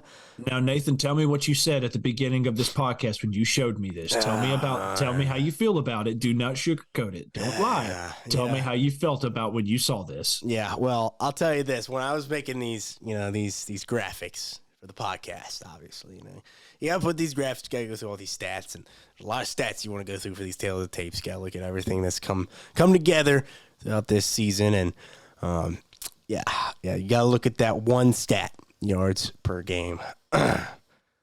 Nearly 400 yards per game allowed by those Washington Huskies. That is 90th in the country. That's not good. That is not good. Turnover margin only +1. And I think that technically ranked like 60 but there's a lot of ties. So I just did tied for, what is that, 8? What is that? I'm sorry, I can't see that. Tied for 15th. 15th. 15th. That's still pretty bad. That's pretty bad. That's pretty bad. So, yeah. Still undefeated, though. Still undefeated. I had the number 2 man in the Heisman race with Michael Penix Jr. No, hey, they got a better offense than Texas statistically. What? Statistically, points per game. I was about to say, man. Now points. let's not lie about this. Texas has got the better offense, man. Let's not lie. Hey, easy now. Like, it's not like an obvious thing. All right, like Obvious. I mean, if you look at the game, bro, just look at the games they've played. Texas's offense, in my opinion, is better. Okay, It's more explosive. listen, CDM. You better be lucky Nolan's not on here. Washington's only chance of winning this game is by a lot of points. They got to put points on the board. So I'm going to start us off here. Okay, go ahead. Ladies and gentlemen, since day one, if you have been listening to this podcast, week 0, we made predictions for this beautiful college football playoffs. And CDM, I can tell you this. I'm proud of you. You got one of your teams right. Your Alabama Crimson Tide could possibly win the championship, like you said. Mm-hmm. There's one team I had in my college football playoff, and I've supported, owned, fought to the ends of the earth to prove that this team deserves to be in this game at this very moment. No one believed me. First test of the season, facing off against Oregon. No one thought they would do it. No one thought they, except me. I watched that game. Pure joy. I don't know if I've been that excited for a team that I don't fully support my entire life in winning a football game. I told y'all they were going to win. I told y'all they were going to win. You know, they had some little rough patches in there throughout the season, the regular season. You know, made it through undefeated, unscathed. They could not lose a game. They knew that. They should have. Yeah, they didn't. They didn't. They didn't, but they came close. They really did come close. They came close, but they didn't. And now they had to face off against those Ducks one more time. And I tell you, not a single human, no one believed in these damn Huskies. Except for who, Carson? Except for Nate Dogg Sports. That's who believed in You're them. damn right. Nate Dogg never fell short in believing in this team. They did it. They beat those Ducks another damn time. Twice. See you later. Done. In Washington, yeah, you could say their best wins against an Oregon team, that couldn't beat a good team. Yeah, sure. I hear you. You know what I call that? I call that more smoke. I call that more, motivation. For a team that's been doubted since day freaking one. A quarterback that has been doubted since day freaking one. It's his time to shine. It's his moment. And I just want to say, from the bottom of my heart, these Washington Huskies, these stats don't mean nothing. These stats right here, they are seeing, they don't mean nothing. They don't mean nothing. This team right here, the Washington Huskies, are going to do the unimaginable and keep this train rolling for another damn game. Give me Michael Penix, Rome Odunze, and those Huskies, those dogs out there in Washington. They're going to keep this thing rolling. No one's stopping this bus. Washington takes the win in an absolute thriller of a game. Washington, 45. Texas, 41. Thank you. There's no way on God's green earth. Thank Man, you. we are so close on our score predictions. It's insane. Thank you. And good night. CDM, tell me how you feeling. I think first off, this is a rematch from last year's Alamo Bowl. Washington did come out with the win. I will say that. So, they are 1-0 against the Longhorns, but this is a different team. Different motivation. Texas may be back. Texas may be back. And I think I should have that sound programmed like, we're back. We're back. I think that this game is going to be an absolute fireworks show. Absolute electricity in the air down in New Orleans, down in the city where you party till you drop. No. Where Bourbon Street is open and the drinks are flowing. And guess who's going to be occupying that entire stadium? When they pan out, you're going to see that little slit of purple. And then the rest, you're going to see burnt orange all across the Mercedes, not the Mercedes-Benz, sorry, the Caesars Superdome. Because they are going to Texas is going to travel. First off, it's unfair that Washington's the home team and Texas is the away team. Yet again, it's in New Orleans. It's the backyard for Texas. So they're just, like a couple hour drive? You're there. It's going to be a game, okay? And I do believe I loved Washington all season. Did I pick Oregon to beat them last time? Absolutely, I did, because I thought they were frauds. Thought they weren't going to get the job done. Too bad Steve, my man, is coming back with blood in the water in a revenge game that he will not lose again. Give me the Texas Longhorns. I also want my revenge tour for Alabama to continue. So give me the Texas Longhorns winning this game, this historic, beautiful game to close out the Final Four of the college football playoffs. Give me Texas winning 45-42 in overtime. And guess what? Alabama versus Texas for a natty, and the revenge tour continues. But I think Washington makes it a fun game, but I think Texas has just got the better all-around team when it comes to offense and defense. Okay. It's okay. Personally, I thought you would have learned your lesson, picking against those Huskies, but I just picked the wrong teams to pick against them. This team feels right. This team feels fresh. Okay. Yeah, I learned my lesson against picking against Bama. I learned, Seems like it seems like you didn't pick up what I was putting down. So it's okay. It's okay, Carson. It's okay. The Huskies, they live to prove you wrong. I feel like that's been the point this season that we can kind of learn from this. So it's okay. Hey, I'll take a Bama versus Washington championship. It's meant to be at this point, brother. It's meant to be. And I can't wait to hoist that trophy. No, it's okay. It's okay. We'll talk about that. We'll talk about that come natty time. We'll talk about that come natty time. We'll find out. We will find out. Oh, bro, if it's Bama. If it's Bama versus Washington, I'm gonna laugh. Oh, we can't be in the same room. Oh yeah, we could. Oh yes, we could. What do you mean? You're not even a true Husky fan, bro. You are a Tigers fan. I'm sorry. If Washington makes it, I might cry. I'm sorry. So you're gonna cry if they make the playoffs? I'm crying because we win a natty. Oh no, I'm gonna cry if they win a natty. I'm gonna be shocked if they win the natty. Oh my god! Don't be shocked. It's time. Is it though? I'll tell you this, man. If Washington plays against Alabama, I'm going to be so excited. Maybe we shouldn't be the same. There is so much on the line there. There's so much. It's for the both of us. It's bragging rights. It's bragging rights for the both of us.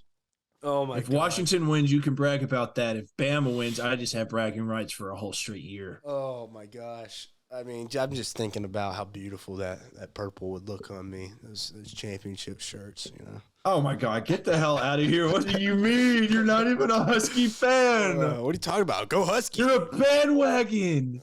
Bandwagon, brother. No one thinks they're gonna win this crap. I'm picking the team that no one thinks is gonna win. No one thinks anyone else besides Washington is what everyone's saying. I promise you that.